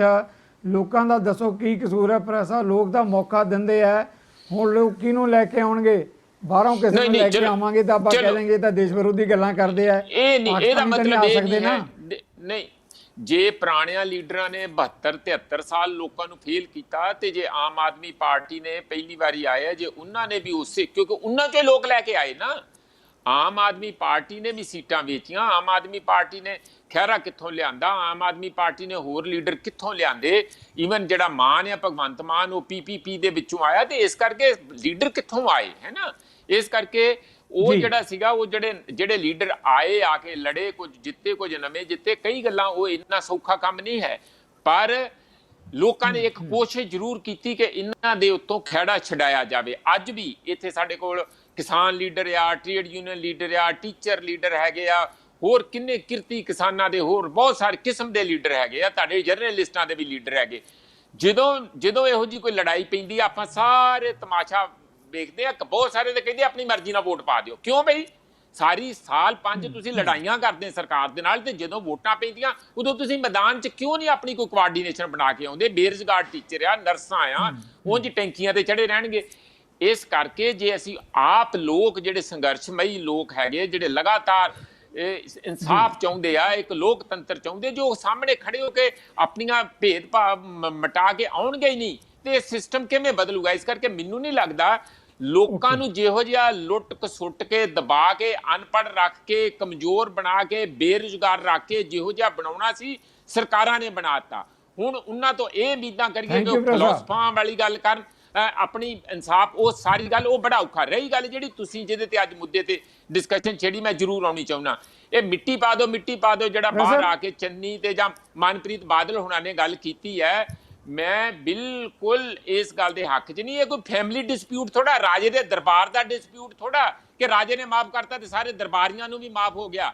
ਇੱਕ ਅਸੂਲ ਦੀ, ਕਾਨੂੰਨ ਦੀ, ਲੋਕਤੰਤਰ ਦੀ ਤੇ ਲੋਕਾਂ ਦੇ ਪੈਸੇ ਦੀ, ਰੈਵਨਿਊ ਦੀ ਗੱਲ ਹੈਗੀ ਹੈ। ਬਿਲਕੁਲ ਬਿਲਕੁਲ, ਉਹ ਪੂਰੀ ਗੱਲ ਹੋ ਨਹੀਂ ਰਹੀ। ਥੈਂਕ ਯੂ, ਤੁਸੀਂ ਬੜੀ ਛੇਤੀ ਕਰਦੇ ਨੇ ਜਦੋਂ ਮੈਂ ਆਉਣਾ ਆ। ਮੇਰਾ ਮਿਹਰਬਾਨੀ ਮੇਰੀ ਮਜਬੂਰੀ ਹੈ ਬ੍ਰੇਕ ਦੀ। ਇੱਕ ਕੇਸ ਸਮਝ ਲਓ, ਇੱਕੋ ਇੱਕ ਨਾ, ਮਜਬੂਰੀ ਫਿਰ ਪਹਿਲਾਂ ਟਾਈਮ ਰੱਖਿਆ ਕਰੋ। ਇੱਕੋ ਇੱਕ ਗੱਲ ਮੈਂ ਤੁਹਾਨੂੰ ਕਹਿੰਦਾ ਕਿ ਜਿਹੜਾ ਬੋਰਿਸ ਜੌਨਸਨ ਹੈਗਾ, ਉਹਦੇ ਕਿਊਮਿੰਗਸ ਨੇ, ਜਿਹੜਾ ਉਹਦਾ ਪੋਲੀਟੀਕਲ ਐਡਵਾਈਜ਼ਰ ਆ, ਉਹਨੇ ਦੇਖ ਲਓ ਇੱਕ ਛੋਟਾ ਜਿਹਾ ਅਸੂਲ ਤੋੜਿਆ। ਘਰ ਦੀ ਬਿਮਾਰ ਸੀ, ਲੈ ਕੇ ਗਿਆ ਲਾਕਡਾਊਨ ਦੇ ਦੌਰਾਨ, ਸਾਰਾ ਇੰਗਲੈਂਡ ਉਹਦੇ ਪਿੱਛੇ ਪੈ ਗਿਆ, ਔਰ ਉਹਦੇ ਆਪਣੇ MP ਉਹਦੇ ਵਿਰੁੱਧ ਉਹਦੇ ਨੱਕ 'ਚ ਦਮ ਕੀਤਾ। ਇਹਨੂੰ ਲੋਕਤੰਤਰ ਕਹਿੰਦੇ ਆ। ਹਾਲਾਂਕਿ ਉਹ ਵੀ ਆਈਡੀਅਲ ਨਹੀਂ ਹੈਗਾ। ਅਸੀਂ ਸੌ ਜਾਣੇ ਸੁਸਰੀ ਵਾਂਗੂ ਵੋਟਾਂ ਪਾਉਣ ਤੋਂ ਬਾਅਦ ਬਹਿਸ ਦਾ ਮੁੱਦਾ ਹੈ। ਬਿਲਕੁਲ ਆਪਾਂ ਵੱਡੇ ਇਸ਼ੂ ਤੇ, ਵੱਡੇ ਜਿਹੜਾ ਉਹਦੇ ਤੇ ਸੀਨ ਤੇ ਚਲੇ ਜਾਵਾਂਗੇ। ਜਿਸ ਲੋਕਤੰਤਰ ਦੀ ਗੱਲ ਕਰਦੇ ਆ, ਜਿਸ ਮੁਲਕ ਦਾ ਪ੍ਰਧਾਨ ਮੰਤਰੀ ਆਤਮ ਨਿਰਭਰਤਾ ਦੀ ਗੱਲ ਕਰ ਰਿਹਾ ਹੋਵੇ, ਤੇ ਹਰ ਰੋਜ਼ ਹਜ਼ਾਰਾਂ ਹੀ ਜਿਹੜੇ ਉਸ ਦੇਸ਼ ਦੇ ਲੋਕ ਪੈਦਲ ਜਾ ਰਹੇ ਹੋਣ, ਔਰਤਾਂ ਮਰ ਰਹੀਆਂ, ਬੱਚੇ ਮਰ ਰਹੇ, ਤੇ ਫਿਰ ਵੀ ਅਸੀਂ ਕਹਿ ਰਹੇ ਹਾਂ ਕਿ ਬਹੁਤ ਸਾਰੇ ਮੁਲਕਾਂ ਨਾਲੋਂ ਸਾਡੀ ਸਥਿਤੀ ਵੱਖਰੀ ਹੈ। ਸੋ ਇਸ ਕਰਕੇ ਸਾਡੇ ਮੁਲਕ ਦੀ ਆਪਣੀ ਵਿਡੰਬਣਾ ਹੈਗੀ ਇਹਨਾਂ ਮੁੱਦਿਆਂ ਤੇ, ਕਦੇ ਫਿਰ ਵੀ ਆਪਾਂ ਲਵਾਂਗੇ ਚਰਚਾ। ਮੇਰੀ ਮਜਬੂਰੀ ਹੈ ਇੱਕ ਬ੍ਰੇਕ ਦੀ, ਲੈਂਦੇ ਹਾਂ ਬ੍ਰੇਕ ਤੋਂ ਬਾਅਦ ਇਸੇ ਮੁੱਦੇ ਤੇ ਆ ਰਹੇ ਹਾਂ ਵਾਪਸ। ਨਜ਼ਰੀਆ ਦੀ ਡਿਬੇਟ ਦਰਸ਼ਕਾਂ ਦਾ ਸਵਾਗਤ। ਮੇਰੇ ਸਾਹਿਬ, ਜਿਨ੍ਹਾਂ ਮੁੱਦਿਆਂ ਤੇ ਆਪਾਂ ਚਰਚਾ ਕਰ ਰਹੇ ਹਾਂ, ਪੰਜਾਬ ਦਾ ਇੱਕ ਹੋਰ ਅਹਿਮ ਮੁੱਦਾ ਜਿਹੜਾ ਮੈਂ ਤੁਹਾਡੇ ਧਿਆਨ ਦੇ ਵਿੱਚ ਲਿਆਉਣਾ ਚਾਹੁੰਦਾ ਹੈ, ਉਹ ਹੈ ਕਿ ਕੱਲ੍ਹ ਜਿਹੜੀ ਕੈਬਨਿਟ ਨੇ ਸਿਧਾਂਤਕ ਤੌਰ ਤੇ ਫੈਸਲਾ ਲਿਆ। ਕੇਂਦਰ ਦਾ ਇੱਕ ਲੈਟਰ ਹੈ ਜਿਹਦੇ ਮੁਤਾਬਕ ਉਹਨਾਂ ਨੇ ਕਿਹਾ ਜੇ ਪੰਜਾਬ ਸਰਕਾਰ ਨੇ ਹੋਰ ਕਰਜ਼ਾ ਲੈਣਾ ਤਾਂ ਨਵੀਆਂ ਸ਼ਰਤਾਂ ਮੁਤਾਬਕ ਉਹਨਾਂ ਨੂੰ ਜਿਹੜੀ ਮੁਫਤ ਬਿਜਲੀ ਹੈ, ਇੱਦਾਂ ਦੀਆਂ ਸਹੂਲਤਾਂ ਖਤਮ ਕਰਨੀਆਂ ਪਈਆਂ। ਤੇ ਹੁਣ ਕੈਬਨਿਟ ਨੇ ਫੈਸਲਾ ਲਿਆ ਕਿ ਜਿਹੜੇ ਕਿਸਾਨਾਂ ਨੂੰ ਪਿਛਲੇ ਲੰਬੇ ਸਮੇਂ ਤੋਂ ਟਿਊਬਵੈੱਲਾਂ ਲਈ ਮੁਫਤ ਬਿਜਲੀ ਦੀ ਸਹੂਲਤ ਦਿੱਤੀ ਜਾ ਰਹੀ ਸੀ, ਉਹ ਸਿੱਧੇ ਤੌਰ ਤੇ ਜਿਹੜੀ ਮੁਫਤ ਬਿਜਲੀ ਦੀ ਸਹੂਲਤ ਸੀ ਉਹ ਖਤਮ ਕਰਕੇ ਉਹਦੀ ਤਾਂ ਹੁਣ ਕਿਹਾ ਜਾ ਰਿਹਾ ਕਿ ਕਿਸਾਨ ਆਪਣੇ ਟਿਊਬਵੈੱਲ ਦਾ ਬਿੱਲ ਦੇਣਗੇ, ਤੇ ਉਹ ਬਿੱਲ ਦੇ ਬਦਲੇ 'ਚ ਜਿਹੜਾ ਹੈਗਾ ਸਰਕਾਰ ਜਿਹੜੀ ਉਹ ਜੋ ਉਹਦੀ ਰਕਮ ਬਣਦੀ ਆ ਉਹ ਅਦਾ ਕਰੇਗੀ, ਜਾਣੀ ਸਬਸਿਡੀ ਦੇ ਰੂਪ ਦੇ ਵਿੱਚ ਉਹ ਅਦਾਇਗੀ ਜਿਹੜੀ ਹੈਗੀ ਆ ਹੋਏਗੀ। ਕੀ ਲੱਗਦਾ ਹੈ ਕਿ ਜਿਹੜਾ ਪੰਜਾਬ ਦੇ 'ਚ ਇਸ ਤਰੀਕੇ ਦੇ ਨਾਲ ਇੱਕ ਜਿਹੜਾ ਮੁਫਤ ਬਿਜਲੀ ਦੀ ਜਿਹੜੀ ਸਹੂਲਤ ਸੀ ਉਸ ਖਤਮ ਕਰਨ ਵੱਲ ਨੂੰ ਪੰਜਾਬ ਵਧ ਰਿਹਾ। ਅੱਗੇ ਪੰਦੇਰ ਸਾਹਿਬ ਬਹੁਤ ਅਹਿਮ ਮਾਮਲਾ ਹੈ ਪੰਜਾਬ ਦਾ, ਕਿਵੇਂ ਦੇਖਦੇ ਹੋ? ਸਿੱਧੂ ਸਾਹਿਬ, ਇਹ ਇੱਕ ਇਮੋਸ਼ਨਲ ਔਰ ਪੋਲੀਟੀਕਲ ਮੁੱਦੇ ਤੋਂ ਇਲਾਵਾ ਇਹ ਜਿਹੜਾ ਅੰਤਰਰਾਸ਼ਟਰੀ ਇੰਟਰਨੈਸ਼ਨਲ ਲੈਵਲ ਤੇ ਜਿਹੜਾ WTO ਜਾਂ ਜਿਹੜੀਆਂ ਇਹ ਆਰਥਿਕ ਸੁਧਾਰ ਜਿਹੜੇ ਸੋ ਕਾਲਡ ਜਿਹੜੀ ਹੈਗੀ ਆ ਨਿਊ ਇਕਨੋਮਿਕ ਪਾਲਿਸੀਜ਼ ਨੇ, ਇਹ ਉਹਨਾਂ ਦਾ ਸਿੱਟਾ। ਔਰ ਜੇ ਆਪਾਂ ਕਹੀਏ ਕਿ ਇਹ ਇਕੱਲਾ ਪੰਜਾਬ ਸਰਕਾਰ ਦੇ ਗੱਲ ਹੈ, ਇਹ ਪੰਜਾਬ ਸਰਕਾਰ ਹਿੰਦੁਸਤਾਨ ਸਰਕਾਰ ਦੇ ਵੱਸ ਦੀ ਗੱਲ ਹੈ ਨਹੀਂ ਕਿ ਇਹਦੇ ਖਿਲਾਫ ਉਹ ਕੋਈ ਗੱਲ ਕਰਨ। ਮੈਨੂੰ ਯਾਦ ਹੈ ਕਿ ਜਦੋਂ ਬਾਦਲ ਸਰਕਾਰ ਸੀ ਉਦੋਂ ਸ਼ਾਇਦ ਪਿੰਡਾਂ ਦੇ ਵਿੱਚ ਵਾਟਰ ਸਪਲਾਈ ਦੀ ਸਕੀਮ ਚਲਾਉਣ ਦੀ ਗੱਲ ਸੀ ਤੇ ਵਰਲਡ ਬੈਂਕ ਕੋਲੋਂ ਉਦੋਂ ਵੀ ਲੋਨ ਲੈਣਾ ਸੀ। ਉਸ ਵੇਲੇ ਵੀ ਇਹ ਮੁੱਦਾ ਬੜਾ ਭਖਿਆ ਸੀ ਤੇ ਉਦੋਂ ਵੀ ਵਰਲਡ ਬੈਂਕ ਨੇ ਸ਼ਰਤਾਂ ਰੱਖੀਆਂ ਸੀ ਕਿ ਤੁਸੀਂ ਯੂਜ਼ਰ ਚਾਰजेस ਜਿਹੜੇ ਹੈਗੇ ਆ ਬਿਜਲੀ ਦੇ ਔਰ ਪਾਣੀ ਦੇ ਜ਼ਰੂਰ ਲਾਉਣੇ ਆ।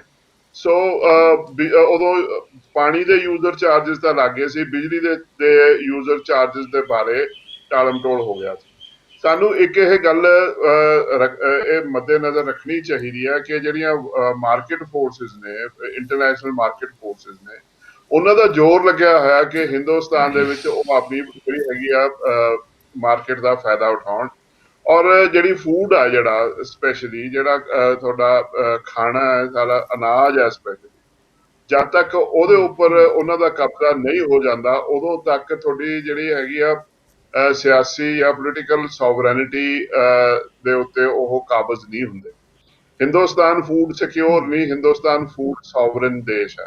ਸੋ ਬੜੀ ਦੇਰ ਦਾ ਇਹ ਹਮਲਾ ਜਿਹੜਾ ਹੈ ਇੰਟਰਨੈਸ਼ਨਲ ਲੈਵਲ ਤੇ ਹਿੰਦੁਸਤਾਨ ਦੀ ਸਰਕਾਰ ਤੇ ਸੂਬਿਆਂ ਦੀਆਂ ਸਰਕਾਰਾਂ ਦੇ ਉੱਤੇ ਪ੍ਰੈਸ਼ਰ ਬੜੀ ਦੇਰ ਦਾ ਬਣਿਆ ਕਿ ਕਿਸੇ ਨਾ ਕਿਸੇ ਤਰੀਕੇ ਦੇ ਨਾਲ ਜਿਹੜੇ ਆ ਹਿੰਦੁਸਤਾਨ ਦੇ ਜਿਹੜੇ ਕਿਸਾਨ ਨੇ, ਜਿਹੜੇ ਉਹਨਾਂ ਨੂੰ ਸਪੋਰਟ ਮਿਲਦੀ ਆ ਡਾਇਰੈਕਟਲੀ ਜਾਂ ਇਨਡਾਇਰੈਕਟਲੀ, ਉਹ ਕਿਸੇ ਤਰੀਕੇ ਬੰਦ ਕੀਤੀ ਜਾਵੇ। ਸਿੱਧੂ ਸਾਹਿਬ, ਤੁਹਾਨੂੰ ਇਹ ਜਾਣ ਕੇ ਹੈਰਾਨੀ ਹੋਊਗੀ, ਸਾਡੇ ਸਰੋਤੇ ਸਾਡੇ ਦਰਸ਼ਕਾਂ ਨੂੰ ਵੀ ਹੈਰਾਨੀ ਹੋਊਗੀ, ਜਿਹੜਾ ਅਮਰੀਕਾ ਦਾ ਜਿਹੜਾ ਕਿਸਾਨ ਹੈ ਉਹਨੂੰ 40% ਦੇ ਆਸ-ਪਾਸ ਜਿਹੜੀ ਹੈਗੀ ਆ ਸਬਸਿਡੀ ਮਿਲਦੀ ਆ। ਯੂਰਪ ਦੇ ਕਿਸਾਨ ਨੂੰ ਉਹਦੇ ਨੂੰ ਵੀ ਇੰਨੀ ਕਿ ਮਿਲਦੀ ਆ। ਜਾਪਾਨ ਦੇ ਕਿਸਾਨ ਨੂੰ 60% ਤੱਕ ਸਬਸਿਡੀ ਮਿਲਦੀ ਆ। ਸੋ ਉਹ ਸਾਡਾ ਜਿਹੜਾ ਕਿਸਾਨ ਆ, ਜਿਹੜਾ ਪੰਜਾਬ ਦਾ ਕਿਸਾਨ ਆ, ਉਹਨੂੰ ਜਿਹੜਾ WTO ਦੇ ਵਿੱਚ ਵੀ ਜਿਹੜੀ ਸਾਡੀ ਰਿਆਇਤ ਹੈਗੀ ਹੈ ਕਿ ਤੁਸੀਂ 10% ਤੱਕ ਸਪੋਰਟ ਦੇ ਸਕਦੇ ਹੋ ਕੋਈ ਵੀ, ਸਾਨੂੰ ਉਸ ਤੋਂ ਵੀ ਘੱਟ ਮਿਲਦੀ ਹੈ। ਫਿਰ ਉਸ ਦੇ ਬਾਵਜੂਦ ਵੀ ਇਹ ਪ੍ਰੈਸ਼ਰ ਪਾਇਆ ਜਾਂਦਾ ਕਿ ਫ੍ਰੀ ਬਿਜਲੀ ਪਾਣੀ ਜਿਹੜਾ ਵਾਪਸ ਲਿਆ ਜਾਵੇ, MSP ਜਿਹੜੀ ਮਿਲਦੀ ਆ ਉਹਨੂੰ ਵੀ ਵਾਪਸ ਲਿਆਈ ਜਾਵੇ, ਤਾਂ ਕਿ ਜਿਹੜਾ ਕਿਸਾਨ ਆ ਪੰਜਾਬ ਦਾ, ਹਰਿਆਣੇ ਦਾ ਔਰ ਵੈਸਟਰਨ UP ਦਾ, ਉਹ ਅਨਾਜ ਦੀ ਉਹਦਾ ਜਿਹੜੀ ਅਨਾਜ ਦੀ ਪ੍ਰੋਡਕਸ਼ਨ ਆ ਉਹ ਇੰਨੀ ਔਖੀ ਹੋ ਜੇ, ਉਹ ਅਨਾਜ ਪੈਦਾ ਕਰਨਾ ਬੰਦ ਕਰ ਦੇ। ਇਸ ਲਈ ਸਾਨੂੰ ਡਾਈਵਰਸੀਫਿਕੇਸ਼ਨ ਵਾਲੇ ਪਾਸੇ ਵੀ ਪਾਉਂਦੇ ਔਰ ਬਈ ਇਹ ਅਨਾਜ ਪੈਦਾ ਬੰਦ ਕਰ ਦੇਣ ਤਾਂ ਕਿ ਜਿਹੜੇ ਹੈਗੇ ਆ ਯੂਰਪ ਔਰ ਅਮਰੀਕਾ ਦੇ ਔਰ ਕੈਨੇਡਾ ਦੇ ਜਿਹੜੇ ਕਿਸਾਨ ਨੇ ਉਹਨਾਂ ਦਾ ਅਨਾਜ ਇੱਥੇ ਵਿਕੇ, ਤਾਂ ਉਹਨਾਂ ਦੀਆਂ ਇਕਨੋਮੀਆਂ ਚੱਲਣੀਆਂ। ਆ ਕਰੋਨਾ ਦੇ ਨਾਲ ਜਿਹੜੀ ਮਹਾਮਾਰੀ ਜਿਹੜੀ ਬਣਾਈ ਆ, ਇਹਦੇ ਨਾਲ ਜਿਹੜੀ ਸਾਡੀ ਅਰਥ ਜਿਹੜਾ ਚਾਰਾ ਉਹਦੇ ਉੱਤੇ ਜਿਹੜਾ ਇੰਟਰਨੈਸ਼ਨਲ ਲੈਵਲ ਦੇ ਉੱਤੇ ਕੌਮਾਂਤਰੀ ਲੈਵਲ ਜਿਹੜਾ ਹੈਗਾ ਪੱਧਰ ਦੇ ਉੱਤੇ ਜਿਹੜਾ ਬਹੁਤ ਵੱਡਾ ਧੱਕਾ ਵੱਜਿਆ। ਉਸ ਤੋਂ ਬਾਅਦ ਇਹੋ ਜਿਹੇ ਜਿਹੜੇ ਹੈਗੇ ਦਬਾਅ ਹਿੰਦੁਸਤਾਨ ਦੀ ਸਰਕਾਰ ਦੇ ਉੱਤੇ ਜਾਂ ਸੂਬੇ ਦੀਆਂ ਸਰਕਾਰਾਂ ਦੇ ਉੱਤੇ ਕਿ ਇਹੋ ਜਿਹੀਆਂ ਰਿਆਇਤਾਂ ਜਾਂ ਹੋਰ ਜਿਹੜੇ ਸਿਸਟਮ ਨੇ ਜਿਹੜੇ ਉਹ ਦਿੱਤੇ ਗਏ ਆ ਉਹ ਵਾਪਸ ਹੋਰ ਵੀ ਹੋਣਗੇ, ਤਾਂ ਕਿ ਜਿਹੜਾ ਕਿਸਾਨ ਜਿਹੜਾ ਹੈ ਉਹ ਅਨਾਜ ਨਾ ਪੈਦਾ ਕਰਕੇ ਉਹ ਹੋਰ ਕੁਝ ਪੈਦਾ ਬੇਸ਼ੱਕ ਕਰੀ ਜਾਵੇ, ਫਲ ਫਰੂਟ ਸਬਜ਼ੀਆਂ ਕਰੀ ਜਾਵੇ ਤੇ ਫੁੱਲ ਪੈਦਾ ਕਰ ਦੇਵੇ, ਇਹੋ ਜਿਹਾ ਕਰ ਦੇਵੇ, ਪਰ ਅਨਾਜ ਜਿਹੜਾ ਹੈ ਬੇਸਿਕਲੀ ਉਹ ਬਾਹਰਲੇ ਮੁਲਕਾਂ ਤੋਂ ਆਵੇ। ਜਦੋਂ ਤੁਹਾਡਾ ਅਨਾਜ ਪੈਦਾ ਬੰਦ ਹੋ ਜਾਊਗਾ ਫਿਰ ਤੁਹਾਡੀ ਜਿਹੜੀ ਹੈਗੀ ਆ ਪੋਲੀਟੀਕਲ ਸੋਵਰੈਨਿਟੀ ਵੀ ਖਤਮ ਹੋਊਗੀ, ਸਰਕਾਰਾਂ ਫੈਸਲਾ ਲੈਣ ਜੋਗੀਆਂ ਨਹੀਂ ਹੋਣਗੀਆਂ। ਆਲਰੇਡੀ ਸਾਡੇ ਜਿਹੜੀ ਪੋਲੀਟੀਕਲ ਸੋਵਰੈਨਿਟੀ ਆ ਉਹ ਕੰਪਰੋਮਾਈਜ਼ ਹੋ ਚੁੱਕੀ ਆ, ਫਿਰ ਤਾਂ ਅਸੀਂ ਟੋਟਲ ਸਰੈਂਡਰ ਕਰਾਂਗੇ। ਕਮਲ ਜੀ, ਜਿਸ ਮੁੱਦੇ ਤੇ ਆਪਾਂ ਚਰਚਾ ਕਰ ਰਹੇ ਹਾਂ, ਪੰਜਾਬ ਦੇ ਲਈ ਵੀ ਇਹ ਬਹੁਤ ਵੱਡਾ ਮੁੱਦਾ ਹੈਗਾ ਹੈ। ਜੋ ਕੇਂਦਰ ਦਾ ਪੱਤਰ ਆਇਆ ਉਸ ਦੇ ਮੁਤਾਬਕ ਕੈਪਟਨ ਅਮਰਿੰਦਰ ਦੀ ਕੈਬਨਿਟ ਨੇ ਕੱਲ੍ਹ ਜਿਹੜਾ ਫੈਸਲਾ ਲਿਆ ਹੈ ਕਿ ਜਿੱਦਾਂ ਪੰਜਾਬ ਦੇ ਵਿੱਚ ਪਹਿਲਾਂ ਮੁਫਤ ਬਿਜਲੀ ਦਿੱਤੀ ਜਾਂਦੀ ਸੀ ਉਸ ਤਰੀਕੇ ਨਾਲ ਹੁਣ ਨਹੀਂ ਦਿੱਤੀ ਜਾਏਗੀ। ਕਿਸਾਨ ਜਿਹੜੇ ਹੈਗੇ ਆਪਣੇ ਟਿਊਬਵੈੱਲਾਂ ਦਾ ਬਿੱਲ ਦੇਣਗੇ, ਉਹਦੇ ਬਦਲੇ ਜਿਹੜਾ ਹੈਗਾ ਸਬਸਿਡੀ ਦੇ ਤੌਰ ਤੇ ਉਹਨਾਂ ਦੇ ਖਾਤਿਆਂ 'ਚ ਪੈਸੇ ਜਾਣਗੇ। ਕੀ ਲੱਗਦਾ ਹੈ ਕਿ ਇੱਕ ਤਰੀਕੇ ਦੇ ਨਾਲ ਪੰਜਾਬ ਦੇ ਅੰਦਰ ਕਿਸਾਨਾਂ ਨੂੰ ਟਿਊਬਵੈੱਲਾਂ ਦੇ ਬਿੱਲ ਲਾਉਣ ਦੀ ਤਿਆਰੀ ਹੋ ਰਹੀ ਹੈ? ਬਹੁਤ ਵੱਡਾ ਮੁੱਦਾ ਹੈਗਾ ਅਕਾਲੀ ਦਲ ਲਈ ਵੀ, ਕੈਪਟਨ ਅਮਰਿੰਦਰ ਲਈ ਵੀ ਤੇ ਆਮ ਆਦਮੀ ਪਾਰਟੀ ਲਈ ਵੀ। ਕਿਵੇਂ ਦੇਖਦੇ ਹੋ ਇਸ ਮਾਮਲੇ ਨੂੰ ਜਿਹੜਾ ਕਿ ਇੱਕ ਕੱਲ੍ਹ ਦੇ ਫੈਸਲੇ ਨਾਲ ਸਾਹਮਣੇ ਆਇਆ ਸਾਰਿਆਂ ਦੇ? ਜੀ ਕਮਲ ਜੀ। ਜਗਤਾਰ ਜੀ, ਦੇਸ਼ ਵਿਦੇਸ਼ ਦੀਆਂ ਬੜੀਆਂ ਜ਼ੋਰਦਾਰ ਜਿਹੜੀਆਂ ਸ਼ਕਤੀਆਂ ਨੇ, ਬਹੁਤ ਤਾਕਤਵਰ ਸ਼ਕਤੀਆਂ ਉਹ ਮਗਰਲੇ ਬਹੁਤ ਦੇਰ ਤੋਂ ਇਸ ਗੱਲ ਨਹੀਂ ਲੱਗੀਆਂ ਹੋਈਆਂ ਹੈ ਕਿ ਪੰਜਾਬ 'ਚ ਜਿਹੜਾ ਕਿਸਾਨਾਂ ਨੂੰ ਮੁਫਤ ਬਿਜਲੀ ਮਿਲ ਰਹੀ ਹੈ ਇਹਨੂੰ ਖਤਮ ਕੀਤਾ ਜਾਏ। ਕਈ ਕਿਸਮ ਦੇ ਉਹਨਾਂ ਨੇ ਹੱਥ ਕੰਡੇ ਅਪਣਾਏ ਨੇ। ਪੰਜਾਬ ਦੀ ਕਿਸਾਨੀ ਜਿਹੜੀ ਕਿ ਪਹਿਲਾਂ ਹੀ ਬਹੁਤ ਹੀ ਤੁਸੀਂ ਕਹਿ ਸਕਦੇ ਹੋ ਆਰਥਿਕ ਤੌਰ ਤੇ ਮਾੜੇ ਮੰਦਹਾਲੀ ਚੋਂ ਲੰਘ ਰਹੀ ਹੈ, ਮਾੜੇ ਹਾਲਾਤ ਚੋਂ ਲੰਘ ਰਹੀ ਹੈ। ਉਹਨਾਂ ਲਈ ਇੱਕ ਬੜਾ ਵੱਡਾ ਝਟਕਾ ਹੋਏਗਾ ਕਿਸਾਨ ਲਈ। ਪਹਿਲਾਂ ਜਾ ਕੇ ਆਪਣਾ ਬਿੱਲ ਜਮ੍ਹਾਂ ਕਰਾਉਣਾ, ਫਿਰ ਸਰਕਾਰ ਦੇ ਪਿੱਛੇ ਪਿੱਛੇ ਫਿਰਨਾ ਕਿ ਉਹ ਇਹਨਾਂ ਨੂੰ ਬਿੱਲਾਂ ਦੀ ਅਦਾਇਗੀ ਕਰੇ। ਤੁਸੀਂ ਦੇਖਿਆ ਹੀ ਹੋਣਾ ਜਿੰਨੀਆਂ ਸਰਕਾਰ ਜਿਹੜੇ ਟੀਚਰ ਨੇ ਆਪਣੇ ਜਿਨ੍ਹਾਂ ਨੂੰ ਤਨਖਾਹਾਂ ਦੇਣ ਲੱਗਿਆ 6-6 ਮਹੀਨੇ ਲਾ ਦਿੰਦੀ ਹੈ ਜੀ, ਜਿਨ੍ਹਾਂ ਲੋਕਾਂ ਨੂੰ ਪੈਨਸ਼ਨਾਂ ਦੇਣ ਚ 9-9 10-10 ਮਹੀਨੇ 1.5 ਸਾਲ ਲੇਟ ਕਰ ਦਿੰਦੇ ਨੇ। ਕੱਲ ਨੂੰ ਕਿਸਾਨਾਂ ਨੂੰ ਇਹ ਪੇਮੈਂਟ ਉਹਨਾਂ ਦੇ ਬਿੱਲਾਂ ਦੀ ਕਦੋਂ ਹੋਏਗੀ, ਕਿੱਥੋਂ ਹੋਏਗੀ, ਕਿਵੇਂ ਹੋਏਗੀ, ਇਹ ਆਪਣੇ ਆਪ 'ਚ ਇੱਕ ਬੜਾ ਵੱਡਾ ਸਵਾਲ ਹੈ। ਕਿਸਾਨਾਂ ਲਈ ਇੱਕ ਬੜੀ ਵੱਡੀ ਹਰਾਸਮੈਂਟ ਹੋ ਜਾਏਗੀ ਜਿਹੜੀ ਕਿ ਹੁਣ ਉਹਨਾਂ ਨੂੰ ਬੜੇ ਆਰਾਮ ਦੇ ਨਾਲ ਇੱਕ ਮੁਫਤ ਬਿਜਲੀ ਦੀ ਸਹੂਲਤ ਮਿਲ ਰਹੀ ਸੀ, ਜਿਹਦਾ ਕਿ ਉਹਨਾਂ ਨੂੰ ਇਹ ਫਾਇਦਾ ਸੀ ਕਿ ਕਿਸਾਨਾਂ ਨੂੰ ਮੁਫਤ ਬਿਜਲੀ ਨਾਲ ਇੱਕ ਰਾਹਤ ਸੀ, ਉਹਨਾਂ ਨੂੰ ਇੱਕ ਕਿਸਮ ਦੀ ਔਰ ਉਹ ਬੜੇ ਆਰਾਮ ਦੇ ਨਾਲ ਉਸ ਬਿਜਲੀ ਨਾਲ ਖੇਤੀ ਜਿਹੜਾ ਆਪਣਾ ਕਿੱਤਾ ਚਲਾ ਰਹੇ ਸੀ। ਮੈਂ ਸਮਝਦਾ ਕਿ ਇਹ ਜਿਹੜਾ ਕੰਮ ਕਰ ਰਹੇ ਨੇ ਬਹੁਤ ਗੁੰਝਲਦਾਰ ਹੋਏਗਾ ਔਰ ਕਿਸਾਨੀ ਨੂੰ ਉਹਦਾ ਬਹੁਤ ਨੁਕਸਾਨ ਹੋਏਗਾ। ਜੀ ਹਰਕਮਲ ਜੀ, ਮੈਂ ਇੱਕ ਸਵਾਲ ਹੋਰ ਲੈਣਾ ਚਾਹੁੰਦਾ ਹਾਂ ਕਿਉਂਕਿ ਅਕਾਲੀ ਦਲ ਬੜਾ ਝੰਡਾ ਬਰਦਾਰ ਸੀ ਕਿ ਮੁਫਤ ਬਿਜਲੀ ਦੀ ਸਹੂਲਤ ਅਕਾਲੀ ਦਲ ਨੇ ਸ਼ੁਰੂ ਕੀਤੀ। ਕੇਂਦਰ ਦੇ ਵਿੱਚ ਵੀ ਨੁਮਾਇੰਦਗੀ ਕਰਦੇ ਆ। ਮੇਰੀ ਜਾਣਕਾਰੀ ਮੁਤਾਬਕ 30 ਮਈ ਨੂੰ ਅਕਾਲੀ ਦਲ ਨੇ ਐਮਰਜੈਂਸੀ ਦੀ ਮੀਟਿੰਗ ਵੀ ਬੁਲਾਈ ਹੈ ਜਿੱਥੇ ਕੈਪਟਨ ਅਮਰਿੰਦਰ ਲਈ ਇਹ ਮਾਮਲਾ ਚੁਣੌਤੀ ਬਣ ਸਕਦਾ ਹੈ। ਲੱਗਦਾ ਕਿ ਅਕਾਲੀ ਦਲ ਲਈ ਵੀ ਇਹ ਬਹੁਤ ਵੱਡਾ ਮਾਮਲਾ ਬਣ ਗਿਆ ਕਿ ਅਕਾਲੀ ਦਲ ਕੇਂਦਰ ਵਿੱਚ ਬੈਠਾ ਤਾਂ ਉੱਥੋਂ ਦੀ ਸਹਿਮਤੀ ਨਾਲ ਪੱਤਰ ਆਇਆ। ਕੀ ਫੈਸਲਾ ਹੋਏਗਾ? ਅਕਾਲੀ ਦਲ ਲਈ ਵੀ ਬਹੁਤ ਵੱਡਾ ਸੰਕਟ ਵਾਲਾ ਸਮਾਂ ਆਉਣ ਵਾਲੇ ਦਿਨਾਂ ਦੇ ਲਈ ਕਿਵੇਂ ਦੇਖਦੇ ਹੋ? ਦੇਖੋ, ਅਕਾਲੀ ਦਲ ਤੋਂ ਕੋਈ ਰਿਹਾ ਨਹੀਂ ਹੈਗਾ। ਅਕਾਲੀ ਦਲ ਪਹਿਲਾਂ ਸਿੱਖਾਂ ਦੀ ਜਮਾਤ ਸੀ, ਨਾ ਸਿੱਖਾਂ ਦੀ ਜਮਾਤ ਰਹੀ ਹੈ, ਨਾ ਕਿਸਾਨਾਂ ਦੀ ਜਮਾਤ ਰਹੀ ਹੈ। ਪਤਾ ਨਹੀਂ ਕਿਹਦੀ ਜਮਾਤ ਰਹੇਗੀ, ਮੈਨੂੰ ਸਮਝ ਨਹੀਂ ਪੈ ਰਹੀ। ਲੇਕਿਨ ਇਹ ਤੁਸੀਂ ਦੇਖੋ ਕਿ ਜਿਹੜੀ ਸ਼ਾਂਤਾ ਕੁਮਾਰ ਕਮੇਟੀ ਦੀ ਰਿਪੋਰਟ ਸੀ ਜਿਹਨੇ ਬੜਾ ਸਪਸ਼ਟ ਰੂਪ 'ਚ ਰਿਕਮੈਂਡ ਕੀਤਾ ਸੀ ਜੀ ਕਿ ਜਿਹੜਾ ਇਹ ਸਿਸਟਮ ਫਸਲਾਂ ਦੀ ਖਰੀਦ ਦਾ ਬੰਦ ਹੋਣਾ ਚਾਹੀਦਾ ਹੈ। FCI ਨੂੰ ਖਤਮ ਕੀਤਾ ਜਾਏ। FCI ਦੀ ਕੋਈ ਲੋੜ ਨਹੀਂ ਔਰ ਆਲਰੇਡੀ ਇੱਕ ਕਿਸਮ ਦੀ ਖਤਮ ਵਰਗੀ ਸਮਝੋ ਤੁਸੀਂ। ਫੂਡ ਕਾਰਪੋਰੇਸ਼ਨ ਰੀਜਨ ਦੀ ਉਹਨਾਂ ਦੀ ਪਰਚੇਸ ਸਿਰਫ 10% ਰਹਿ ਗਈ ਹੈ। ਬਾਕੀ ਲੋਕਾਂ ਦੇ ਥਰੂ ਪਰਚੇਸ ਕਰਵਾ ਰਹੇ ਨੇ। ਉਹ ਕਦੇ ਵੀ ਕੰਮ ਆਪਣਾ ਬੰਦ ਕਰ ਸਕਦੇ ਨੇ ਕਿਉਂਕਿ ਉਹਨਾਂ ਨੇ ਆਪਣਾ ਜਿਹੜਾ ਡਿਪਾਰਟਮੈਂਟਲ ਜਿਹੜਾ ਆਕਾਰ ਸੀ, ਸਿਸਟਮ ਸੀ, ਸਾਰਾ ਬਹੁਤ ਘਟਾ ਰਿਹਾ ਜੀ ਔਰ ਬਹੁਤ ਘਾਟੇ ਜਿਹੜੇ ਪਹਿਲਾਂ FCI ਆਪ ਲੈਂਦੀ ਸੀ ਆਪਣੇ ਜ਼ਿੰਮੇ, ਉਹਨੂੰ ਸਟੇਟਾਂ ਦੇ ਜ਼ਿੰਮੇ ਜਾ ਰਹੇ ਨੇ।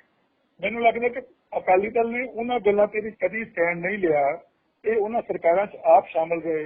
ਸ਼ਾਂਤਾ ਕੁਮਾਰ ਕਮੇਟੀ ਦੀ ਜਦੋਂ ਰਿਪੋਰਟ ਆਈ ਉਦੋਂ ਇਹ ਆਪ ਸ਼ਾਮਲ ਸੀ ਔਰ ਜਿਹੜੀ ਅੱਜ ਵੀ ਹੁਣੇ ਫੈਸਲਾ ਹੋ ਰਿਹਾ ਇਹ ਵੀ NDA ਸਰਕਾਰ ਜਿਹਦੇ ਚ ਅਕਾਲੀ ਦਲ ਭਾਈਵਾਲ ਹੈਗਾ, ਹਰਸਿਮਰਤ ਆਪ ਉਸ ਕੈਬਨਿਟ ਦੇ ਮੰਤਰੀ ਹੈਗੇ ਨੇ। ਇਹ ਉਹਨਾਂ ਦਾ ਫੈਸਲਾ ਹੈ, ਉਹਨਾਂ ਦੀ ਚਿੱਠੀ ਹੈ, ਉਹਨਾਂ ਦੀਆਂ ਡਾਇਰੈਕਸ਼ਨ ਸਟੇਟਾਂ ਨੂੰ ਆ ਰਹੀਆਂ ਔਰ ਅਕਾਲੀ ਦਲ ਕੋਲ ਇੱਕੋ ਰਸਤਾ ਹੈ ਕਿ ਜੇ ਤੇ ਉਹਨੇ ਆਪਣਾ ਵਜੂਦ ਰੱਖਣਾ ਹੈ ਉਹਨਾਂ ਨੂੰ ਇਹੋ ਜਿਹੇ ਸਿਸਟਮ ਦੇ ਨਾਲ, ਇਹੋ ਜਿਹੀ ਸਰਕਾਰ ਨਾਲ ਆਪਣਾ ਤੋੜ ਵਿਛੋੜਾ ਕਰਨਾ ਪਏਗਾ ਜਿਹਦੀ ਕਿ ਮੈਨੂੰ ਆਸ ਨਹੀਂ ਲੱਗ ਰਹੀ। ਅਕਾਲੀ ਦਲ ਤੇ ਇੱਕ ਕੇਂਦਰੀ ਵਜ਼ੀਰੀ ਤੇ ਉੱਤੇ ਇੰਨਾ ਖੁਸ਼ ਹੈਗਾ ਜਾਂ ਉਹਦੇ ਤੇ ਇੰਨਾ ਸਭ ਕੁਝ ਨਿਸ਼ਾਵਰ ਕਰਨ ਨੂੰ ਤਿਆਰ ਹੋਇਆ ਕਿ ਹੋਰ ਕੋਈ ਚੀਜ਼ ਉਹਨਾਂ ਨੂੰ ਸਾਹਮਣੇ ਨਜ਼ਰ ਹੀ ਨਹੀਂ ਆ ਰਹੀ। ਹਾਲਾਂਕਿ ਬਹੁਤ ਇੰਪੋਰਟੈਂਟ ਮੁੱਦਾ ਹੋਏਗਾ ਜਿਹੜਾ ਪੰਜਾਬ ਦੀ ਕਿਸਾਨੀ ਲਈ ਬਹੁਤ ਘਾਤਕ ਸਾਬਤ ਹੋਏਗਾ ਜੀ। ਕੌਮਾਂਤਰੀ ਪੱਧਰ ਤੇ ਜਿੱਦਾਂ ਦੀ ਸਿਚੁਏਸ਼ਨ ਹੈ, ਕਿੱਦਾਂ ਸਾਡੀਆਂ ਸਰਕਾਰਾਂ ਚੁੱਕ ਰਹੀਆਂ ਉਹਨਾਂ ਫੋਰਸਿਸ ਦੇ ਅੱਗੇ, ਬਿਲਕੁਲ ਸਹੀ ਤੁਹਾਡੇ ਕਮੈਂਟਸ ਹੈਗੇ ਹੈ।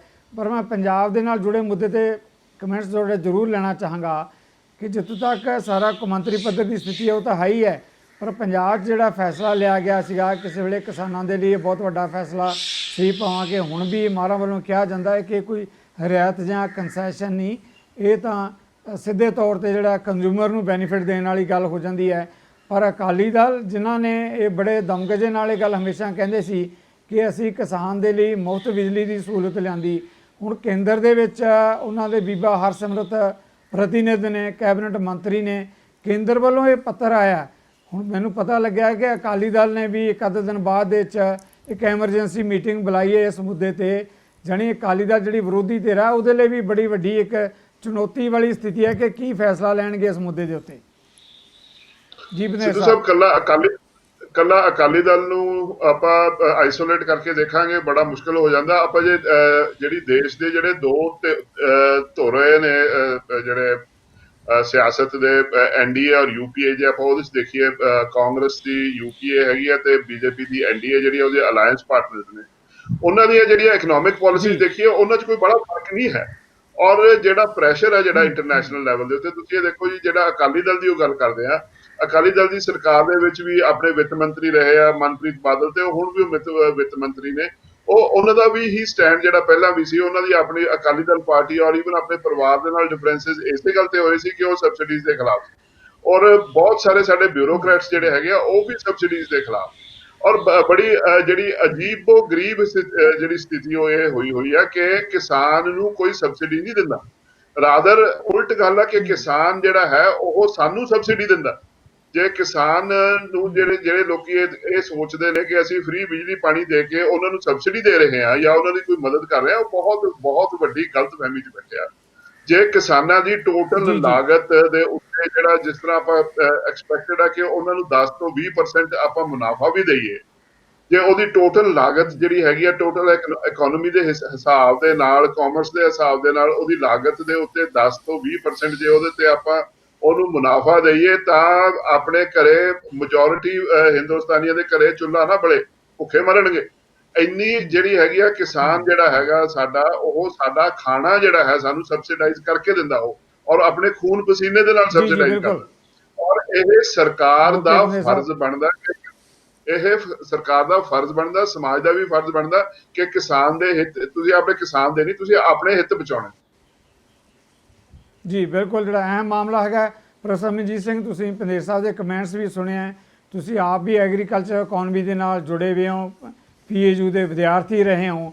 ਜੋ ਹੁਣ ਕੇਂਦਰ ਸਰਕਾਰ ਦੇ ਪੱਤਰ ਦੇ ਉੱਤੇ ਪੰਜਾਬ ਸਰਕਾਰ ਨੇ ਫੈਸਲਾ ਲਿਆ, ਚਾਹੇ ਪ੍ਰਸਿੱਧੀਆਂ ਕੌਮਾਂਤਰੀ ਪੱਧਰ ਦੀਆਂ ਹੋਣ, ਪਰ ਪੰਜਾਬ ਦੇ ਕਿਸਾਨਾਂ ਲਈ ਤਾਂ ਹਾਈ ਹੈ ਨਾ ਕਿ ਫੌਰੀ ਤੌਰ 'ਤੇ ਉਹਨਾਂ 'ਤੇ ਤਲਵਾਰ ਡਿੱਗਣ ਵਾਲੀ ਹੈ ਕਿ ਜਿਹੜੀ ਮੁਫਤ ਬਿਜਲੀ ਦੀ ਉਸ ਤਰ੍ਹਾਂ ਸਹੂਲਤ ਸੀ ਉਹ ਨਹੀਂ ਰਹੇਗੀ। ਹੁਣ ਬਿੱਲ ਆਉਣਗੇ, ਬਿੱਲਾਂ ਦੇ ਉੱਤੇ ਸਬਸਿਡੀ ਮਿਲੇਗੀ। ਜਿੱਦਾਂ ਦੀਆਂ ਸਰਕਾਰਾਂ ਦੀਆਂ ਹਾਲਤਾਂ ਹੈ, ਕੱਲ੍ਹ ਨੂੰ ਇਹੀ ਸਰਕਾਰ ਆਉਂਦੀ ਹੈ, ਕਿਹੜੀ ਰਹਿੰਦੀ ਹੈ, ਕਿ ਉਹ ਸਬਸਿਡੀ ਦੇ ਸਕਦੇ ਆ ਨਹੀਂ ਦੇ ਸਕਦੇ।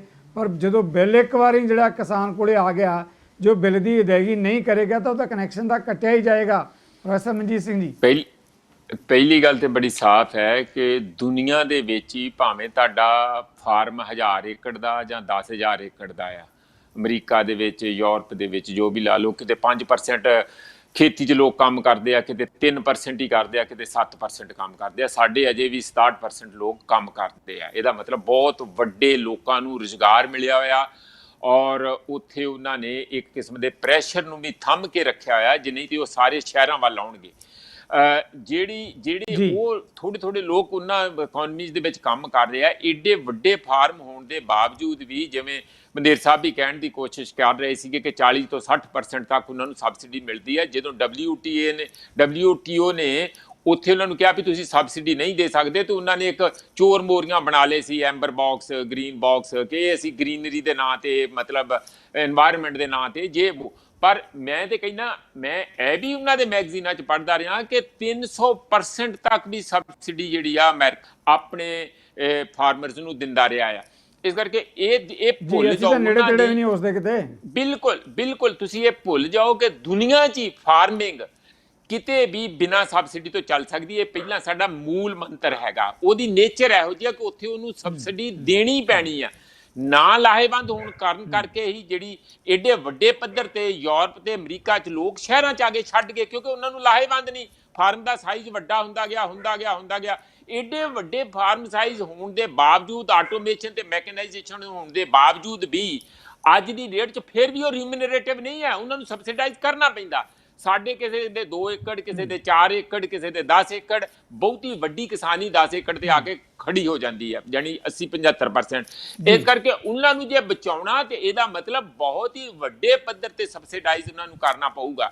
ਰਹੀ ਗੱਲ ਹੁਣ ਜਿਹੜੀ ਪਾਣੀ ਦਾ ਤੁਸੀਂ ਮੁੱਦਾ ਛੇੜਿਆ ਹੈ, ਪਾਣੀ ਦਾ ਪਹਿਲਾਂ ਵੀ ਉਹਨਾਂ ਦੀ ਜਿਹੜੀ ਕਾਸਟ ਆਫ ਕਲਟੀਵੇਸ਼ਨ ਹੈ ਉਹਦੇ ਚੋਂ ਕੱਢ ਦਿੰਦੇ ਸੀਗੇ।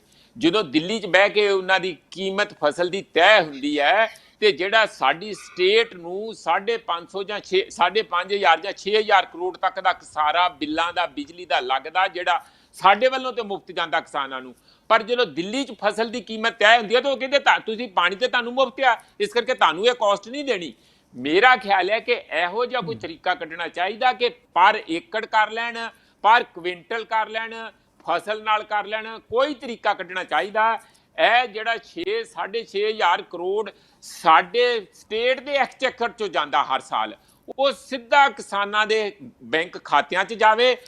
ਜਿਹੜੀ ਬਿਜਲੀ ਦੇ ਜੇ ਬਿੱਲ ਲਾਉਣੇ ਆ, ਜੇ ਲੱਗਣੇ ਆ, ਜੇ ਬੇਈਮਾਨੀ ਨਾ ਹੋਵੇ ਤੇ ਲੱਗਣੇ ਆ, ਤੇ ਉਹ ਕਾਸਟ ਆਫ ਕਲਟੀਵੇਸ਼ਨ 'ਚ ਦਿੱਲੀ 'ਚ ਹੋਵੇ ਤੇ ਉਹਨਾਂ ਨੂੰ ਫਸਲ ਦਾ ਵੀ ਕੀਮਤ ਜਿਹੜੀ ਉਨੀ ਜ਼ਿਆਦਾ ਮਿਲੂਗੀ।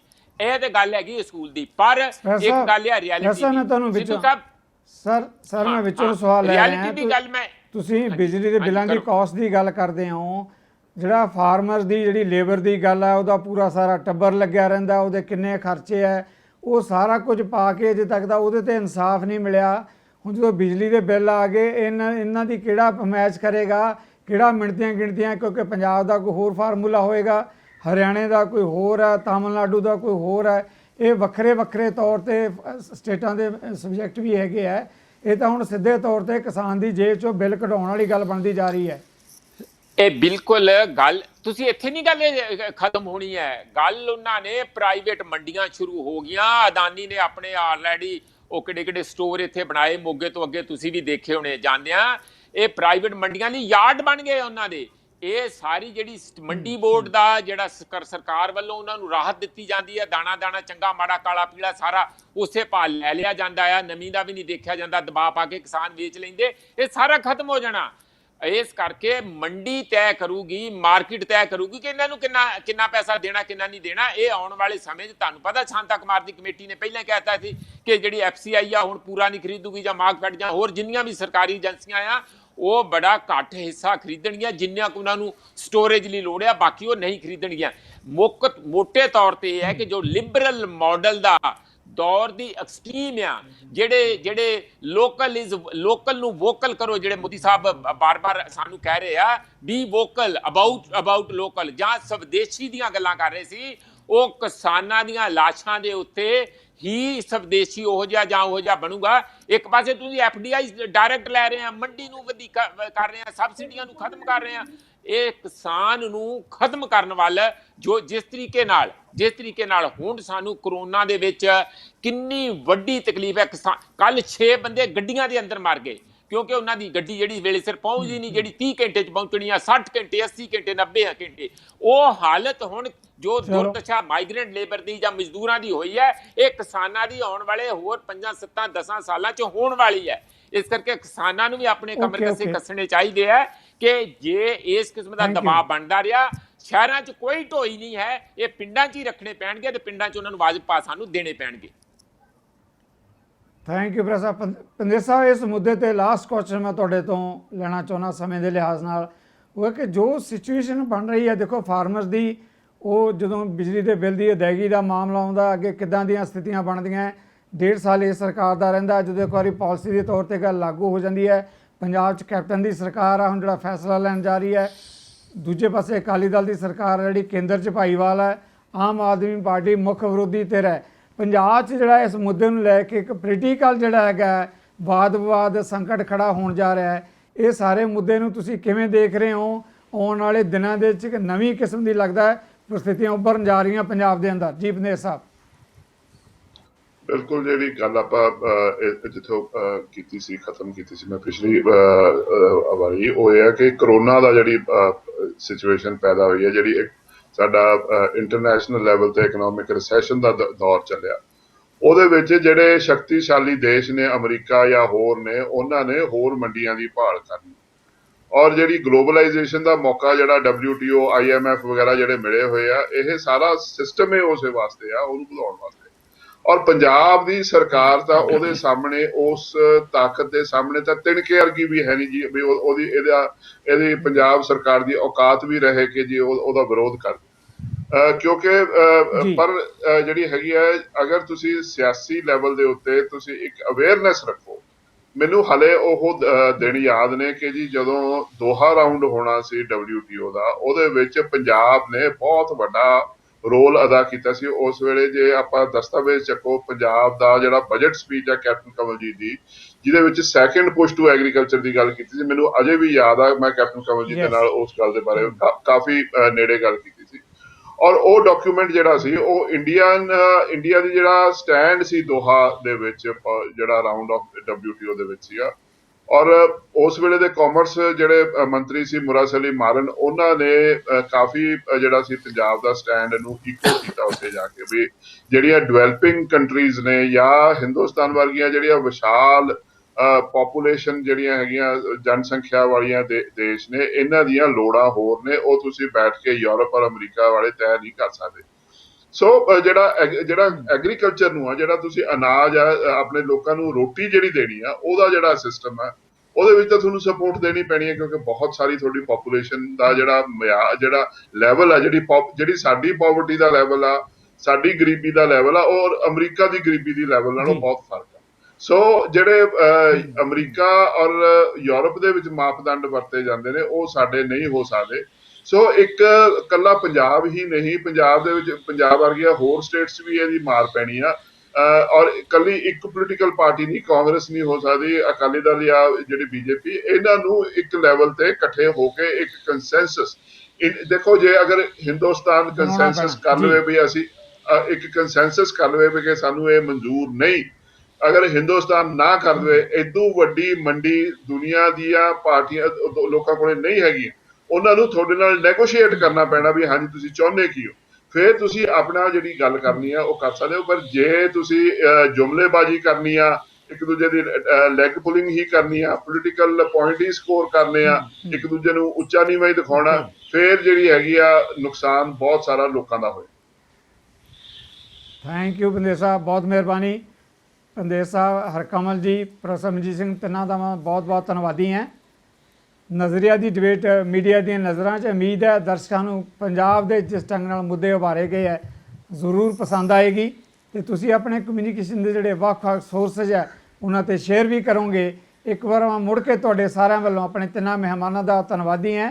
ਦਰਸ਼ਕ ਬਣੇ ਰਹਿਣਗੇ ਸਾਡੇ ਪ੍ਰੋਗਰਾਮਾਂ ਦੇ ਨਾਲ। ਸਾਡਾ ਹਰ ਇੱਕ ਪ੍ਰੋਗਰਾਮ ਦੇਖਣ ਤੇ ਸਾਡੇ ਨਾਲ ਜੁੜਨ ਲਈ ਸਬਸਕ੍ਰਾਈਬ ਕਰੋ ਚੈਨਲ ਪੰਜਾਬੀ ਤੇ ਨੋਟੀਫਿਕੇਸ਼ਨ ਲਈ ਬੈਲ ਆਈਕਨ ਵਾਲੇ ਬਟਨ ਤੇ ਕਲਿੱਕ ਕਰੋ।